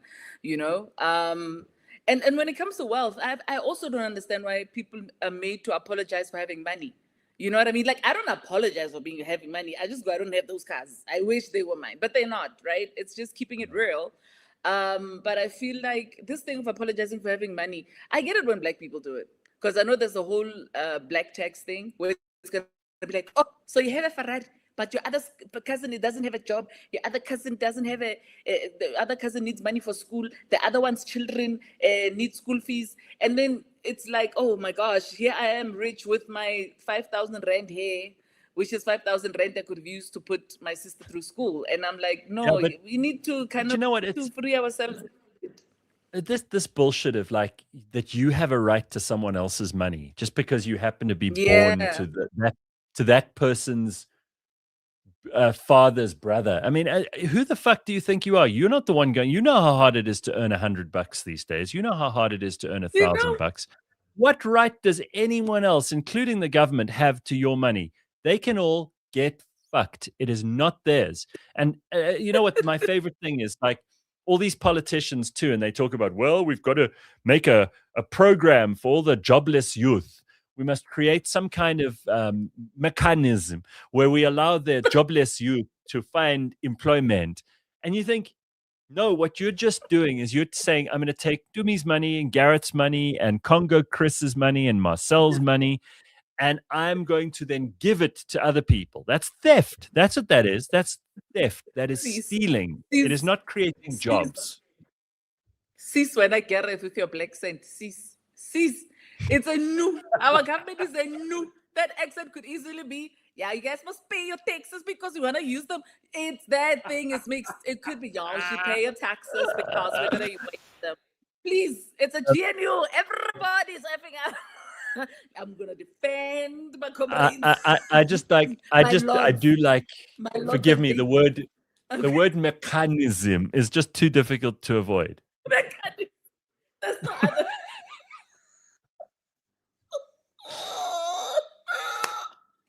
It's very interesting, this youth thing as well, because that's how some people also make their money in tax breaks.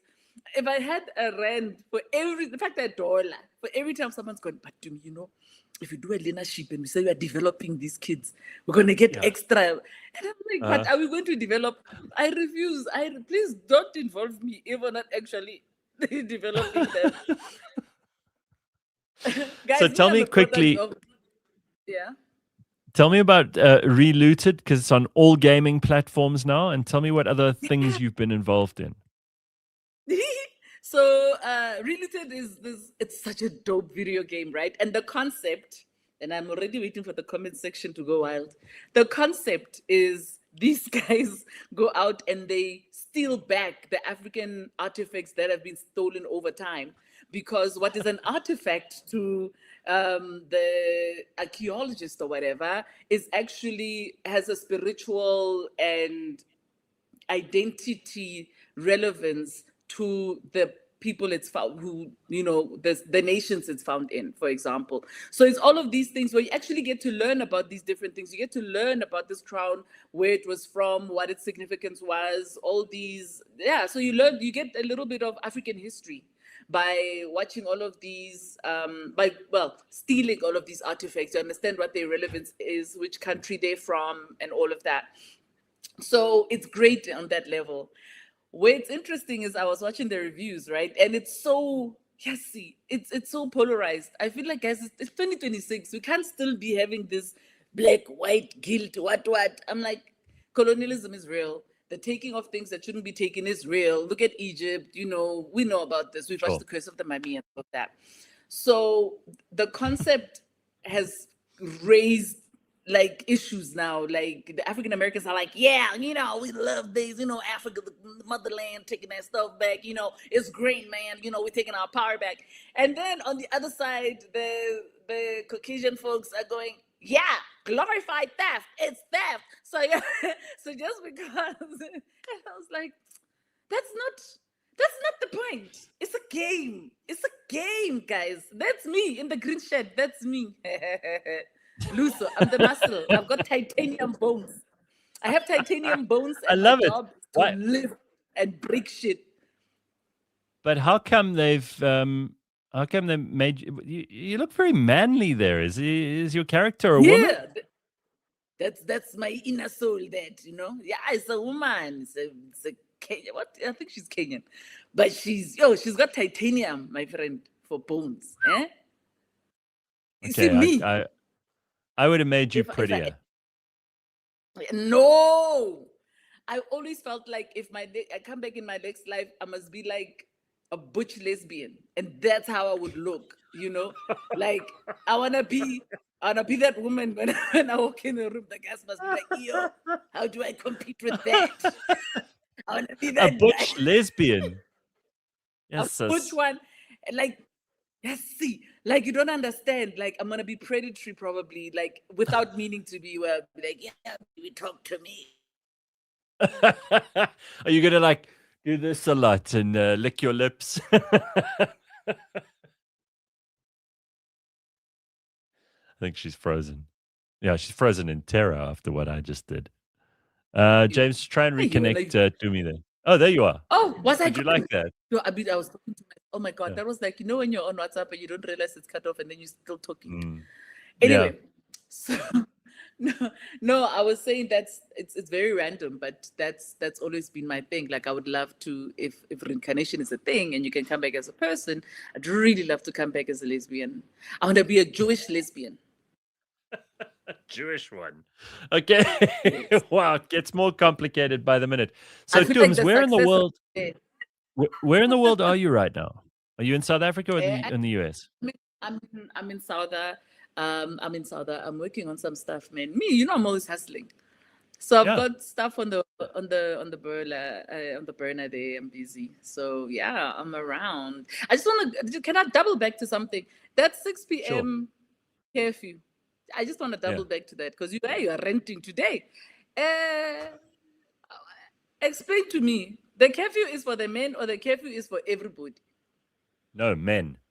She doesn't mind. Look, that old Harridan witch that you saw in the clip, she reckons that, first of all, what boggles my mind, there are two things about this. The first one is that people like that think if they make a new law, the criminals will just follow the new law. The reason they're criminals is they don't follow laws. So creating laws is not going to deter any criminals, right? If you're a bad person who goes out on the streets anyway and knifes pensioners, you're not going to, because that old lady in the House of Lords in Britain has said, well, we've got a new law, we're going to create some legislation, and everybody's going to have to follow it. And then the knife-wielding criminals won't go out on the street, so he's going to go out and carry on doing what he's always done. The reason, do you think that it's okay to like have a knife and attack pensioners right now? No, there are laws against that. Does the criminal care? No.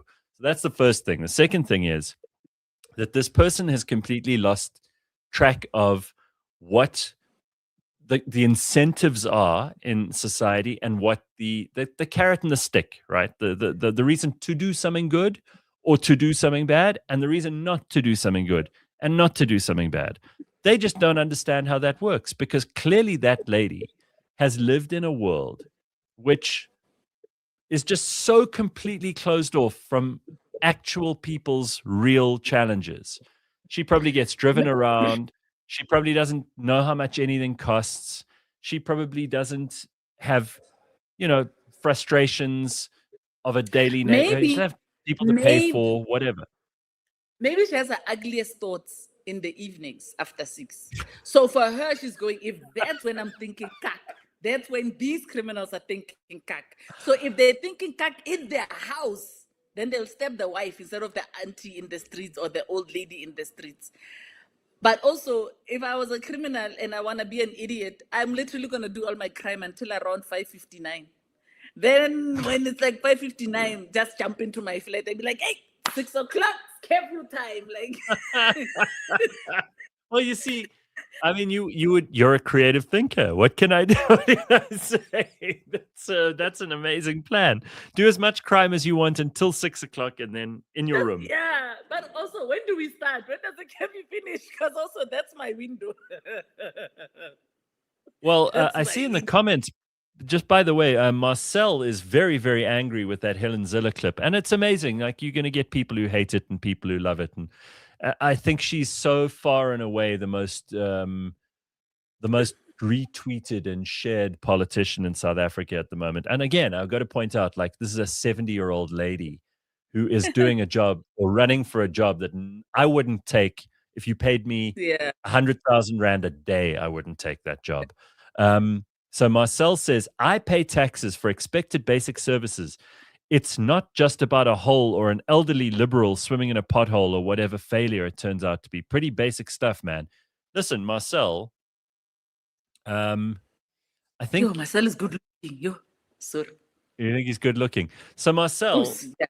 first of all, Helen is not in charge of fixing potholes or electricity or the water thing, which in Joburg has been a real problem for people for a little while.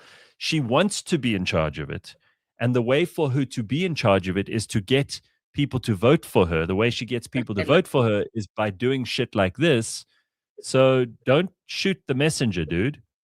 I know you're angry. No, I and don't think living in he is. Joburg. But he's not shooting. No, he's not shooting the messenger. He's going, he gets it that this is the highlight and creative way to talk about it. But it's such a basic freaking thing. Why is it not happening?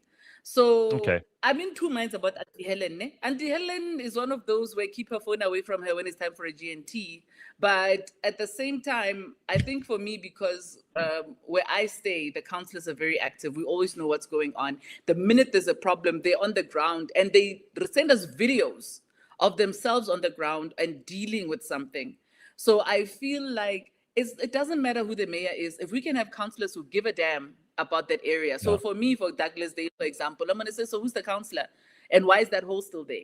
Because for us, it's like cable theft. These people make sure this thing is locked. They've improved the security and they are there on the ground and they'll let us know if there's anything burst. They're on the ground and they keep us updated. You know, you never have to wonder if your power's coming back because before you can ask, they've sent you a message to say, this is what's going on. Here's the update. I watched them stay. We had a cable theft issue. These people were there with the ESCOM guys way until midnight while these guys were working and we were kept updated what's going on. So at the end of the day, I'm just going, if we just have a mayor who say they're going to crack the whip, but we focus on the councillors and the jobs they're doing or not doing, things are going to be so much better. Because as a country, I think we're so good at complaining. We are talented. If there was a competition internationally, we would be winning that shit every year. We're very good at bitching.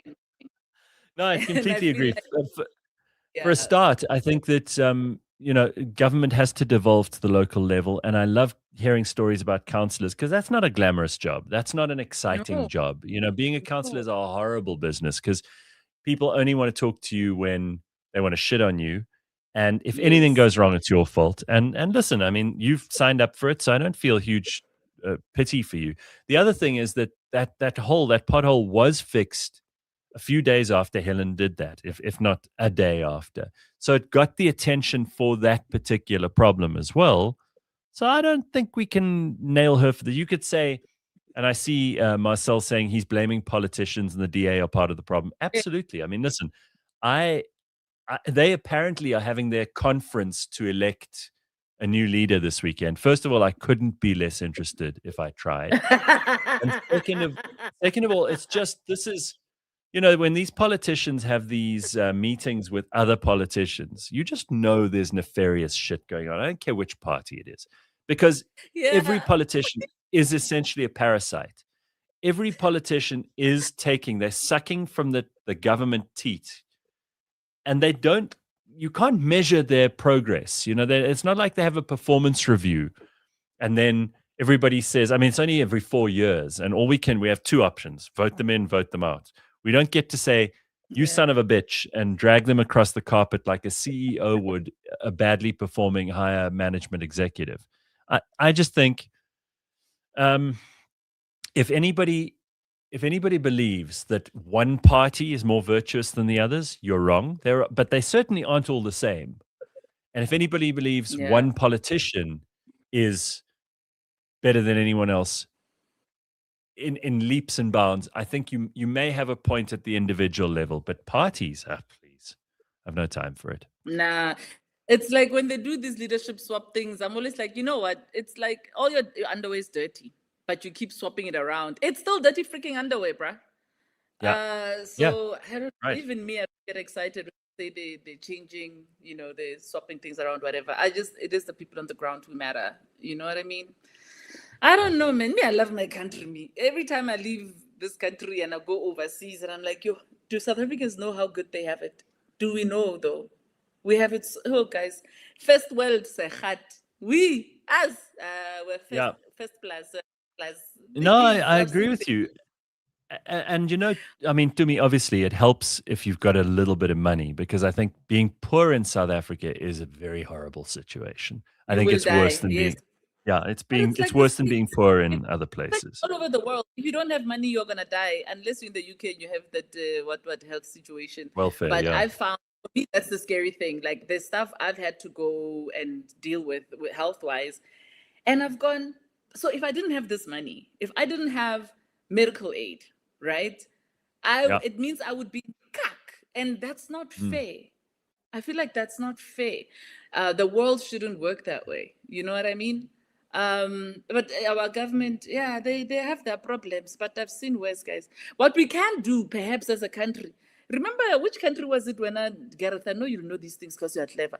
There was a country that went and took a minister and tied them to a tree because this guy was not delivering. So I think if we start showing these guys we're not playing, we're not playing. They're gonna tie you. Tie them to a Apparently, substation, in fact, so that the cable thieves can deal with them also. Like, it's apparently, exhausting. there was some new thing was passed by the president and parliament in the last few days that now government ministers get to spend more on their cars. In other words, the public are already paying for these cars, and now they've upped it from Yes. I think it's up from 1.6 million to 1.8 million or something like that. It doesn't really matter what the number is, because when you multiply it by 28, 30, 50 ministers, suddenly it's it's a huge bill. I don't think they should. I think that ministers should be driving No. around. They must be in a Hyundai Spark or whatever that thing's called. But they're already constantly late. Wait, let's not give them a car. That'll be an excuse. You know what? Get them these Chinese cars. These Chinese cars look as nice as the German ones, but they cost a fraction. Get them that. But I also don't understand. You know what? In fact, Cyril, I love Mr. Cupcake. Can Cupcake get creative and go, okay, the better you do at your job with deliverables, the nicer the car you get. Yes. So start Thank everybody off on a combi that fetches them and drops them off. Everybody must start on that thing. What's it called? On a lift club. Everybody must start on lift club. Then the better you do, we'll move you to an Uber. We'll move you to Uber. It can even be Uber Black. Then we will take you to entry level. Then then by the time you're retiring, my friend, you can be driving a Bentley for all we care. But make it make sense. How are they getting away with this? When I remember when Musi Maimani was in Kake, the DA, for getting a Toyota, and I was like, a Toyota, what is it, Hilux or whatever? I'm like, guys, we've seen worse. It's just that this guy doesn't understand how to be corrupt. He's getting a car that's practical, that makes sense. He's supposed to get something that's. Yeah. I've always, by the way, Congo Chris says all the ministers should be forced to ride in a Bajaj cute. That thing scares me. I always feel like, when there's heavy traffic, you feel like you want to carry it to the side. But I haven't seen that many. There was a flood of them about 2 years ago, and now suddenly I don't see as many of them. I think people have maybe become embarrassed, or they've all broken down. I don't know. I don't know what the story is there. No, we've had strong winds. I'm convinced they flew off the roads and people are like, this is the state. I mean, we've had an unforgiving wind. I can just imagine you going past in your Ferrari and they get blown like off the road. It's like Moses parting the Red Sea. And it's always slow-mo. It'll never be quick. It's one of those where you're questioning your life choices. Listen, I played a clip of Jimmy Carr just now, and he's got this show. I don't know if have you seen the shorts on Instagram or YouTube of this new show that they've got in the UK called Last Comic Laughing or Last One Laughing. Have you seen it? Oh yes, I want the South African one. Okay, so you know about this. Then I wasn't completely wrong, because I did see, like, we did a version in this country, and I knew you'd won it, but I wasn't sure it was the same idea. Yeah, it is. How difficult is it when you're in a room with all these funny people? How difficult is it not to lose your shit and start laughing? Because I didn't see our local one, and I only seen these clips. I haven't seen the whole thing in the UK either. It's painful because, at first, like, these people aren't funny, and then comedians, there's a point where we're trying too hard to be funny. Then there's a point where we're giving up and then we become funny. So what was difficult for me, and I realized with the comics who know each other, is we know each other's weakness. We know each other's sweet spot. So they were hitting that freaking sweet spot. Like the number of times I nearly lost that thing because yesterday, oh, like Mojack, the dryness of Yeah. Mojack, Robbie, the way Robbie can play like completely doff and like he's living on another planet. So that kind of thing, like Jason as well, like it was like being stuck with that stereotypical colored uncle, and he was playing it so well. I nearly died. And he has this impression of Nathaniel that breaks me every time. Oh my God. And you have to deploy. I mean, because again, I hadn't seen the local one, and the British one I haven't watched the whole thing. So it's just literally 3 or 4 clips that I've seen. And these guys pull out like they're real serious guns. They've got like a prepared act or whatever that they can bring to the party. And I found myself laughing out loud at this stuff, and I wondered how it was possible. I mean, the one woman was going just to stop herself from laughing. The one guy would just walk away as soon as someone said something funny. He would just turn around and like walk away so that he could just compose himself enough not to lose it. Yeah, and there's so many cameras, so you'll think you're turning around to try and give your cheeks a little something, and the camera catches you, and next thing, red lights. There's Trevor going, you're out. You know what I find funny, because I've watched these. There was an Australian one I watched, and what kills me is the people trying not to laugh. That made me laugh more than the gags exactly. have been performed to make people laugh. So the things people do not to laugh, like I'm a theater graduate, the drama graduate. So there's a game we used to play called Bear, and when you play Bear, there's a focus game, right? And everybody's job is to make you laugh, and you need to remain focused. It's a thing that teaches you not to corpse when you're on stage. So I was doing that a lot, but then it got exhausting, because now when you hit hour 5, hour 6 of trying to do this cack, it stops working. So, but you had some training. You were at a huge advantage over the others, because if you did this at drama, you already had a tool that they didn't have. To a degree, and putting your laugh in your tummy. And so Glenn and I drew, because now we're reaching 12 hours and me and Glenn are not laughing, and I nearly broke him, and I should have kept going. But Glenn beat him in panic. Guys, you can't. You can't. Like our octopus teacher, no. But yeah, it was fun. It was fun. Well, this British one, the one guy who has won it twice in a row now. I'm not even sure I even knew who he was before this show. So it's also exciting because some of these people you recognize, and you're like, oh wow, okay. They get some high profile comedians in, and then they get some who are quite new.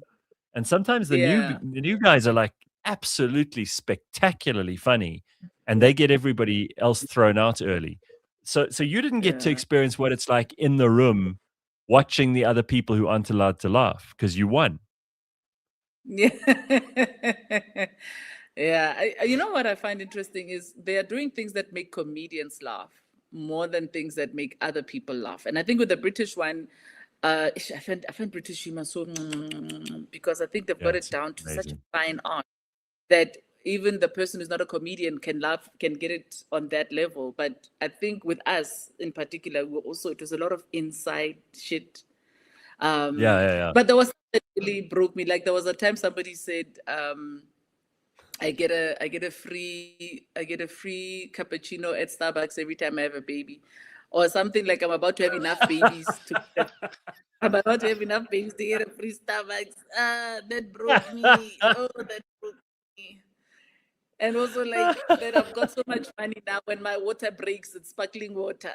There are things that could have broken. It took everything. Oh my God.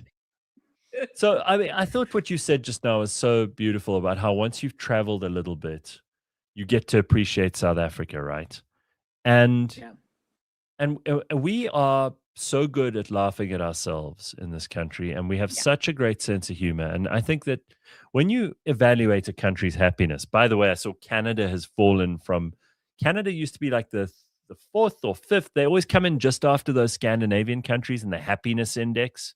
Don't know how they Oh measure it, yes. but apparently Canada's dropped to like 25th, and they're very embarrassed. I mean, that was always one of the things they had, apart from uh, Alberta and the mountains and those blue lakes. They always I've had been to that, Canada. and they were. I've been to It is Canada, beautiful, French right? Canada. and British Canada.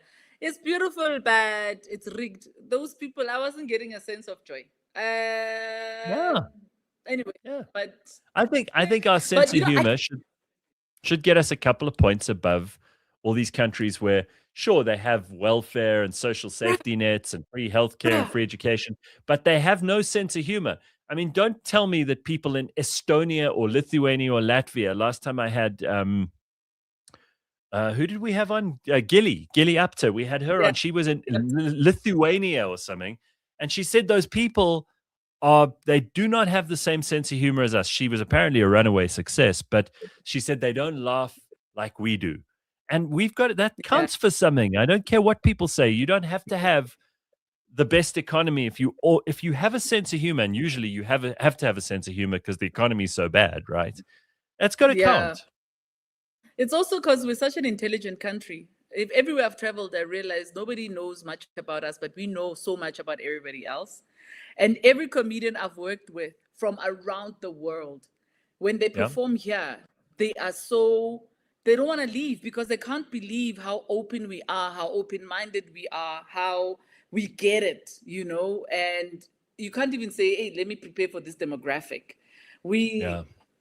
We do have a great sense of humor, but I mean, I don't know. People come from pain, and you assume people who come from pain will get that kind of sense of humor. You know what I mean? Like if you look at the what's it, Germany and stuff, great sense of humor. They come from a dark space. States. I don't know what it is, but us, we're special. We're not overly sensitive, and if there's a point to what you're saying, so if there's a great punchline, we're not gonna go and cancel you because this No. thing is controversial. We're like, you're talking such cock. Wah! Like I Yeah, haven't but heard of a comedian. I don't know how you feel about this. You'd be a better person to speak about it than me. But I do feel like we've also moved past that extra sensitive, cancel people if they say something offensive. I think we're past that now. I really do. I don't think that anyone's got the patience for it anymore, that people are as excited by the idea of ostracizing someone just because they disagree with them or they think that they're being rude. Those days are Isn't it? done. Yeah. I blame social media because these America will start a thing and then we just jump on it. And I go, but guys, it's like Black Lives Matter when we were jumping on it without realizing they're not talking about our lives. They mean African American lives. They don't give a shit about our Yeah. lives. Why are we getting Right. involved in that? The understanding and concept of around blackface and all of that, and what happened to Leon Schuster's films after that suddenly our view on them changed. And I go, no, this guy became problematic politically later with his stuff. But all the shit we enjoyed before, we enjoyed it as a fucking nation. And he made a statement that was important. But now, no, it's blackface. Afutek, man. Like I don't have the energy to cancel, guys. I feel like Yeah. you know what's happened? We've overcorrected. We have overcorrected. Because for me, I feel like wokeness had a function. It had a place. It literally dealt with things that we've had to take for so long. Sexism, racism, homophobia, all of these things that were allowed to slide. Wokeness came in and made us see these things, deal with them, and go, okay, as a society, let's balance, let's wake up, let's be here. Now it's gone too fucking far. Now you're gonna cancel me because I called you she, but you're them. Is it written here? Must I just?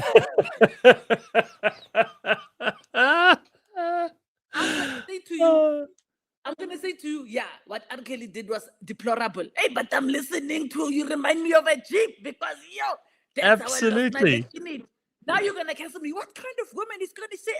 Yeah. Muna, what you did was cut me. I agree, but I'm not going to pretend that son doesn't start things there that need to be started in the bedroom. Then I need the pots to cook. Well, that's how we cook the pots. And So I mean, even there's apparently a new Michael Jackson movie coming out soon, which everybody is excited about. I mean, I grew up as a massive Michael Jackson fan. I mean, he was the king of pop. He was an absolute musical genius. And when you watch those videos, as I did obsessively, of him writing Billie Jean and creating that music, this guy was a genius. Now, whether or not he paid off a bunch of kids who he was having inappropriate relationships, let's put it mildly, with, I don't really give a shit. I have to be honest with you. I do not give a shit. If he wrote Billie Jean, I don't give a fuck about Geordie Chandler or Macaulay Culkin or anybody else. That is his contribution to humanity. And even if he's a terrible person and a court of law finds that he's guilty of something, or he settles out of court with somebody over something, that does not mean I'm suddenly not allowed to listen to his music. So when the Michael Jackson movie comes out, I'm going to want to see it. Yeah, I used to dream about him, man. And when he died, I was so devastated. I think for a lot of us, well, for me anyway, I was born in the 80s, and my first English lessons were Michael Jackson songs. You know what I mean? Mhm. So it's that thing of, man, you've grown up with a thing. So and did you maybe that's speak why like this? Did you say in English class, I need to know my teacher, and you're going to tell me, ooh. Is that what you did? Shimon. Is that how you And he spoke said, "Oh, English? you're a smooth criminal. You're a smooth criminal." Yeah. And you were beat it until you realize it's not beat it, it's beat it. You know? I was doing the moonwalk. But here's my thing also. There are smart ways of doing things. For me, cancel the man, not the art. So if the person is a molester or convicted of that, because also are we ignoring courts? If a court says, hey man, we're finding you not guilty, or we're not dealing with this thing, why are we still sitting and wanting to condemn? Yeah. You know what I mean? Yeah. But also, Yeah, correct. let's go smart. R. Kelly did something deplorable to women. Sure. Keep selling his music, but that money doesn't go to him. That money goes to supporting all these shelters that exist for women who are dealing with Sure. abuse. It goes to helping girls and women who've been Yeah, through I that mean, thing. Same with I Michael Jackson. If he had been convicted, I'd be like, give it to the children. It doesn't make it okay. Yeah, sure. Fucking convict them. R. Kelly's in Yes. jail. I can't put him anymore Agreed. in jail. I can't I mean, put his I think music like Harvey Weinstein. Have you seen how horrible Hollywood's got since he isn't there flinging his dick around? I mean, I would like to allow, I want Harvey Weinstein to run Hollywood again. I want everybody to be shitting themselves for him. I want him to be doing all of the things he was doing before, but except trying to take advantage of women in Hollywood. And obviously, there are a lot of women who were okay with that and got their Oscars, and we don't hear from them. They're not the ones complaining. But I got to say, Hollywood has gone absolutely to shit since Harvey Weinstein stopped being in charge there. I say bring back Harvey, bring back good movies. And, if we have to give him a Cameron Diaz every now and then and sacrifice for the greater good, then too bad. Like castrate him and bring him back. I'm sorry. So I have a very simple mind. When you say things, I see them. I'm so sorry. I literally just have this picture of Harvey Weinstein just swinging his dick, and and now I can't get the image out of my head. Oh, it's what a horrible picture. That is terrible. No, but it's not him, man. It's things change. Well, here's Yvonne agreeing with you and I. She says, I have traveled to a lot of countries, and I know that we live in the most beautiful country in the world. We have lovely people. It is the government that's the problem. Yeah, I mean, that's true in Britain. We spoke about them. We spoke about Canada this morning. We spoke about the US. But I got to say, like, the US are kicking some ass and taking numbers right now. I know you're part American. It's let me tell you, America's got a lot of respect right now. If you say you're American, they're like, what do you want? I used to never get it. My dad used to say that. Hey, my dad used to be like, listen, we may not like that guy, but if I had to pick a side, I'm going to Trump because we'll win. I just saw a comment now that is interesting, right? It says if the molester is the artist and molesting is the art, then they need to put an end to the art. That is deep. I am putting it in here and in here Wallace Cave. That's beautifully put. No, but hang on. That's I think that's beautiful. horseshit. Because now that I want means to. now it makes me feel like I should cancel R. Kelly because he did start a cult. No, But no, no, none no, of them are no. saying I it. mean, listen. I think there are genius people who happen to do. No one's perfect, is the point, right? So, if Right. someone has a huge amount of talent in one area and they have a massive deficiency in like moral behavior or their relationship with women, or they've got some sexual freakiness, or they take drugs, or they like Tiger Woods, we were talking about him this morning. That guy should not be allowed to drive. He's a fucking amazing golfer, but no one in the world should let him drive their car, especially Has he not your crashed Ferrari. again? To me, he crashed again. What was he being caught doing this time? No, drunk driving again. But I mean, like, and Tiger, obviously, there's two weaknesses because it's blonde Scandinavians and driving. Those are two things Tiger cannot do. Yeah, it's almost like, how you get those sliders, and you can adjust, but your total is not allowed to be more than 100. So if you put up Yeah. the talent in golf to like 98, which is what Tiger's got, 98 out of 100. Yeah. Other ones have to come down. Like driving skill goes down to like 20%, Yeah. and Scandinavian blonde addiction goes up. Then your chances of cheating go down, or whatever. You only have 100 points to play with. So if you allocate too many to the talent, Michael Jackson's music, so then he's going to be weird. He's a weird motherfucker. I mean, I loved Michael Jackson like you did, but he was a weird motherfucker. And Yeah, I would think rather have. look. I don't know. Look, I'm gonna be honest. Like, I feel like a lot of people, if you have the patience to read this book, Relentless by Tim Grover. There's something I found very interesting that he spoke about, and it's about these monsters that these talented people have to feed. And I'm just going, if the monster in you that you have to feed breaks your contract with society, then we do need to, somewhere, somehow do something to regulate. But at the same time, I guess my issue is, was it Hannah Gatsby who spoke about, I don't know if it's Van Gogh or who was also either a molester or a rapist or whatever, but their art still sells for millions. Nobody's talking about canceling that art. Yet today we're going to say we will cancel certain people. You know what I mean? I don't know, man. I feel, again, I'm going to say some things had a place when they started happening where we're saying, we won't take this, we won't accept this, we won't let you get away with this. But then sometimes you have to go, okay, now let's make it make sense. Because I was saying to someone, now when I do a gig, I have to check if it's going to be a movie or whatever. Before I agree to do it, I must go, does this guy look rapey? Because if he looks rapey, then our project is going to be canceled. Then I'm going to be punished for shit he's doing when I'm not there. You know what I mean? So I feel like if we can just regulate this thing, because for me, I'm going, because there'll also be people who are like, you're a rape apologist. No, I'm actually a rape survivor. So when I talk about these things, I go, these things are real. There are people who will get triggered by these conversations. There's also a point where you go, okay, but they live in the real world also. So let's separate issues. Don't now make this an issue about that. That's not the issue. The issue is, how do we treat things? Well, you know what I mean? people can't be objective because they always bring their own life experience to bear. And I understand that, because that's the reference point for most people. If you bring up statistics, then there's always going to be that one person who goes, but I know Denise, and she's a black lesbian, and she doesn't wear like buffalo boots. So obviously it's not true. You know what I mean? So there's always that, which is also the sign. I mean, I've got to be frank. Like, if you're the kind of person who, every time someone presents you with the average or a survey of 10 or more thousand people, and they present you with interesting statistics, and you're the kind of person who goes, but I don't do that. You kind of, I think you're a stupid person. You're the problem. You're probably You're a very stupid person. Yeah.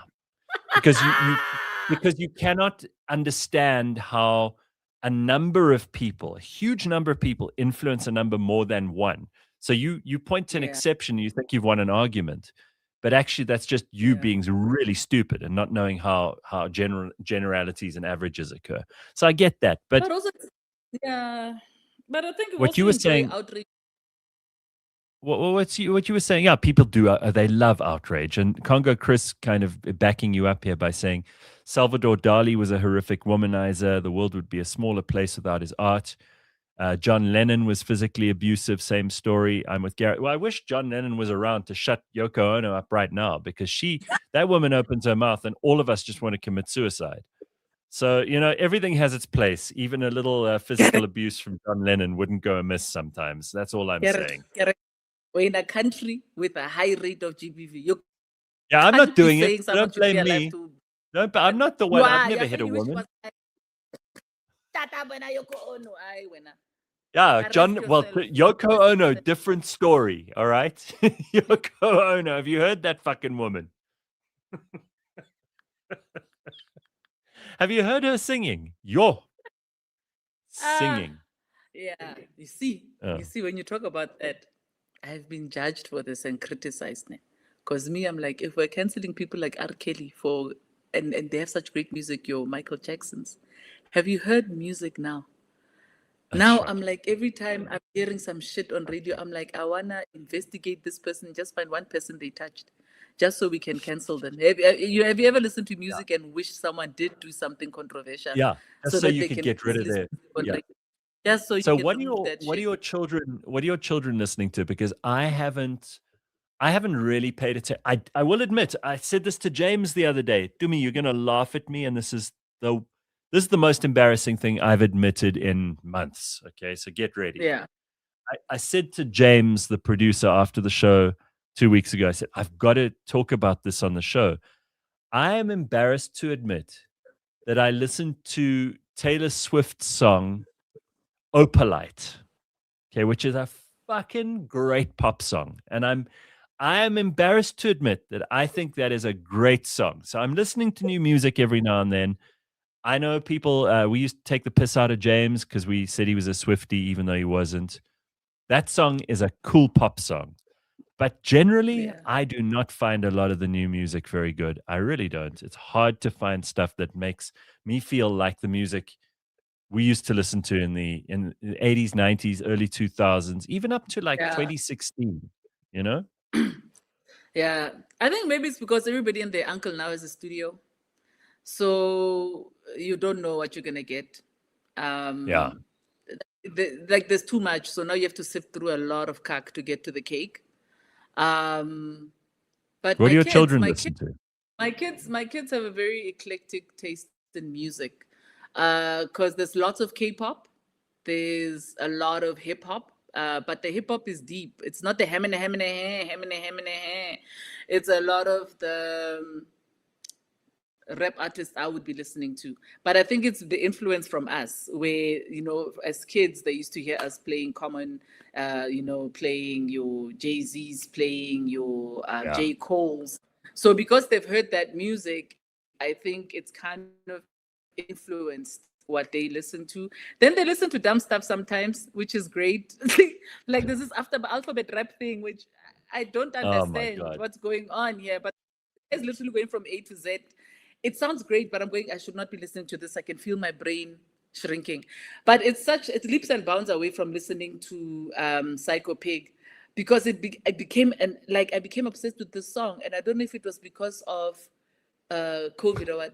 I would be singing na na na na na na na Psycho Pig.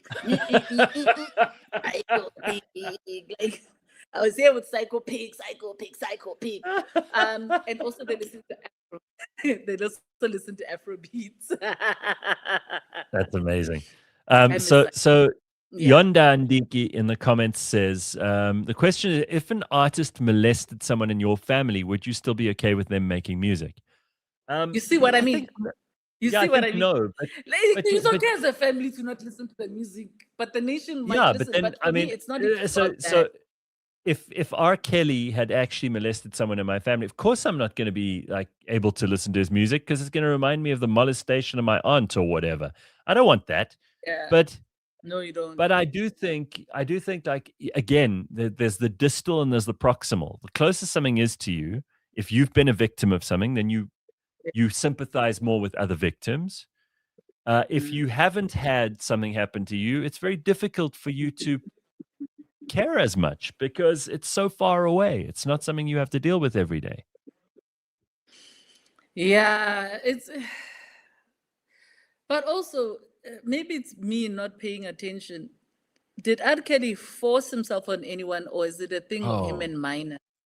Because I feel like it's a I thing mean, about him and being yeah, peed you on and see, all like of that. that was my thing. That's my problem with the Epstein thing How- as well, and the Michael Jackson one.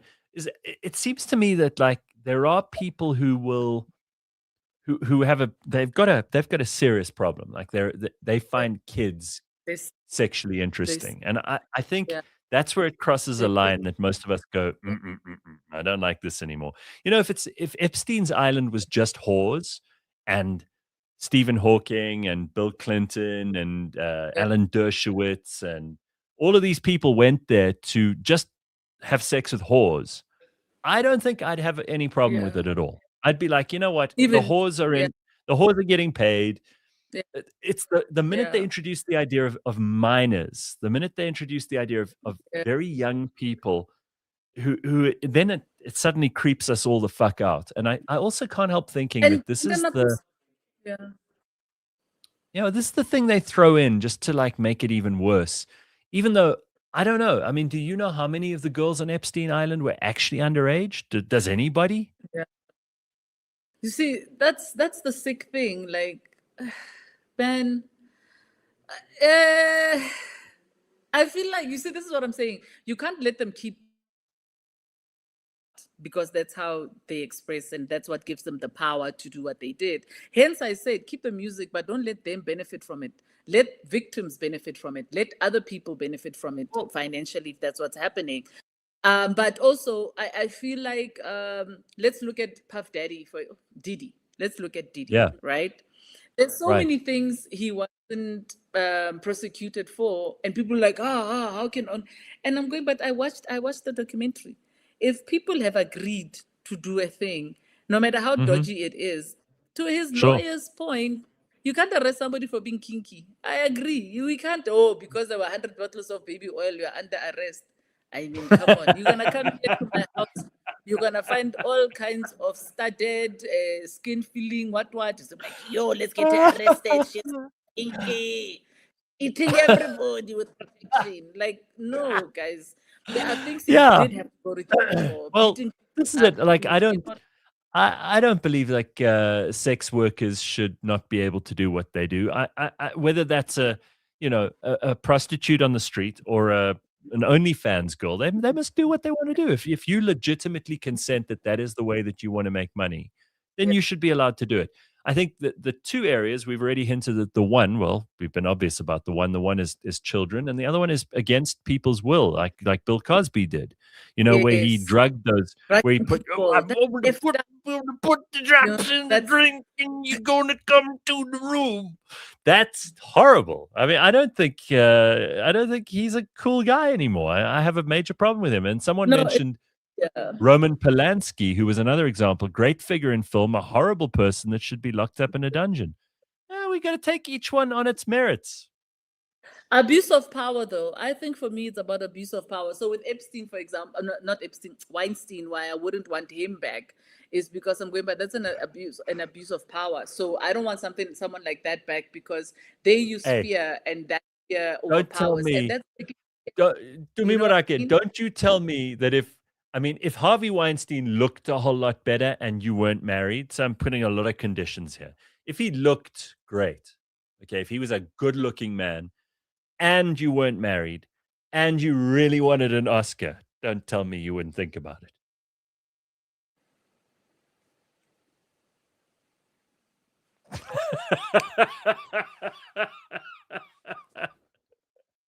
You know why I wouldn't even consider it?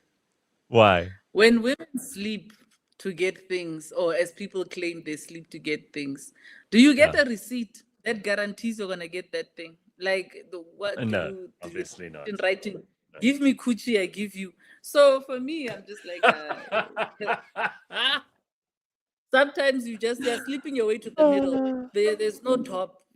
You end in the middle. So I wouldn't, man, Garrett, man, because then All you right, must keep it well. up. And then, Well, then he a still lot wants of women, more.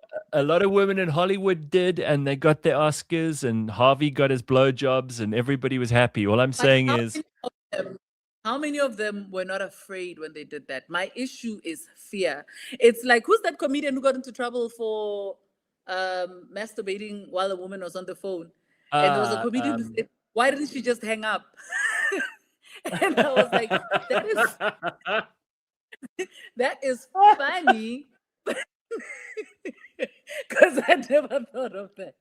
Why didn't she just hang up?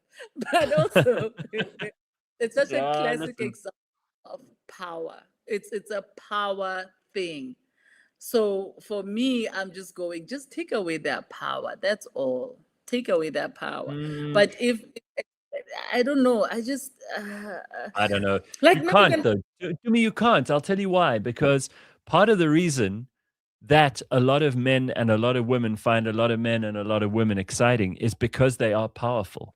I mean, you know, we just mentioned him a moment ago, but Bill Clinton, Monica Lewinsky wasn't interning in that office, and she wasn't interested in doing any of the things because she consented by the looks of things. She wasn't like a Yes. And there was a power dynamic, but part of the reason that Bill was, oh, I'm so sexy when he would get under the desk in the Oval Office, because he was the fucking president. So that makes him exciting for her to be with. And you know, and it's also if interesting you when, because also if she started, if I feel like if you started it, like the woman, or if the dude and you mutually started this thing, that's different. You know, I don't remember her saying she was taken advantage of. Did she say that? I mean, she was No. young and dumb. But I think power dynamics can be a turn on or a turn off, and they can be used or they can be abused. Like if you deploy your power, I don't think it's right for a boss to be sleeping with his secretary or his HR manager or any of that shit, because that obviously in the workplace, there's a direct line of command. You know, if you're a military general and you're sleeping with one of your officers who's a woman and she's in the chain of command, you're messing with your job and you're messing with her job, and you got to be careful about that stuff. I think you do have to in a work situation just be a little bit more circumspect and think about 4 or 5 times before you engage in that stuff. But in the rest of the world, just because someone has a little more power than someone else, and sometimes that's the reason that they're attractive to you, or that Yeah, you're I think- attractive to them. But men underestimate how frightening they can be. Like, you don't actually have to be violent to violate me. It's the mere fear of the fact that you're bigger than me, you're stronger than me, you're more powerful than me. If I feel like you have the power to take, let's say, my career from me, you have the power to, I don't know, ruin me, I'm gonna let you do that. I'm gonna give in because there's a power you have. I don't think men get how overpowering they can be before they even start exerting that power. So that's why in those spaces it becomes a bit it becomes a little murky, because there's the whole but she didn't say anything, but she was consenting, and you go, yeah, but let's talk about the person this was happening with. So for me it's, but then there's also those women who are genuinely ladder climbers, and the ladder they climb is the guy, right? So I get that. I just feel like then it means we should treat everything case by case. We can't Absolutely. blanket 100% everything. right. The ones that are non-negotiable are hurting children, molesting children, rape. Those things are non-negotiables. Sure. Where now we must do things case by case is in power dynamics that are not obvious. Like, as in obvious, it's not a physical thing. It's also what's happening here and what's happening in the space. Hence the woman who didn't hang up. You know what I mean?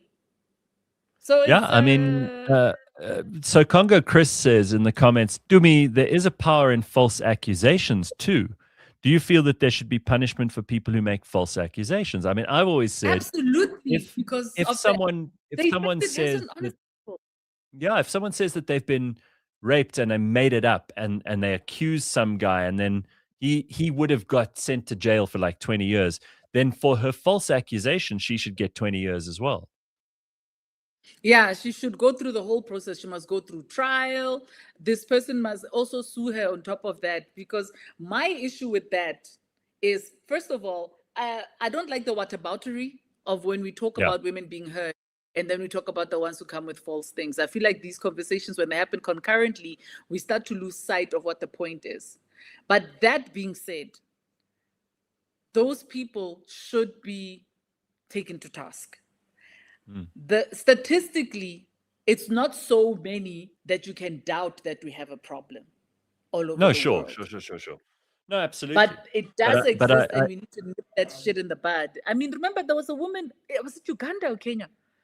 In some bank, she had slept with like 27 men, promising them work or some shit. Like, she was abusing her power. But I'm not gonna sit here and go, yeah, but even women can use okay.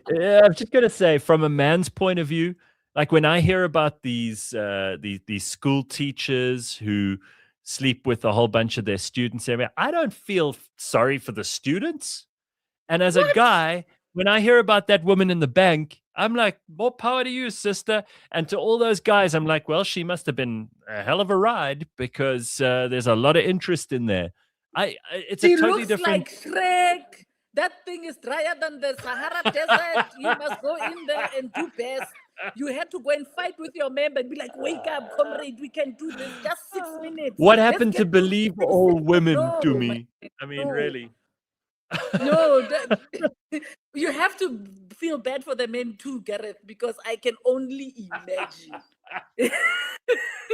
What you hey, you're trying to get in there. All right, it's listen, a bush, get past the bush, you know- think there'll be a river, it's the desert. And Listen, I love you so much, and I am thrilled to have you on the show again. And thank you for coming on this morning. I know you've got a very, very busy schedule at the moment.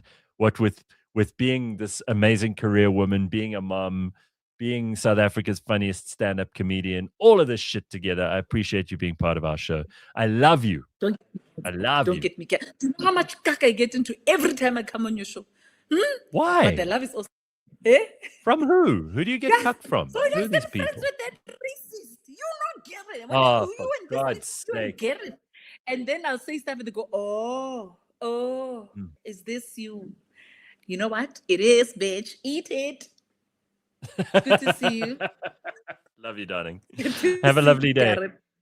Okay, Thank bye, you. Tumi. And bye, everybody in the chats. Love you. Bye. All right, so that's Tumi Morake, and she mentioned already that the Relooted game is out, but she's always doing 1,000 things, so you'll need to go and pay attention to her social media to find out exactly where you can get more of her.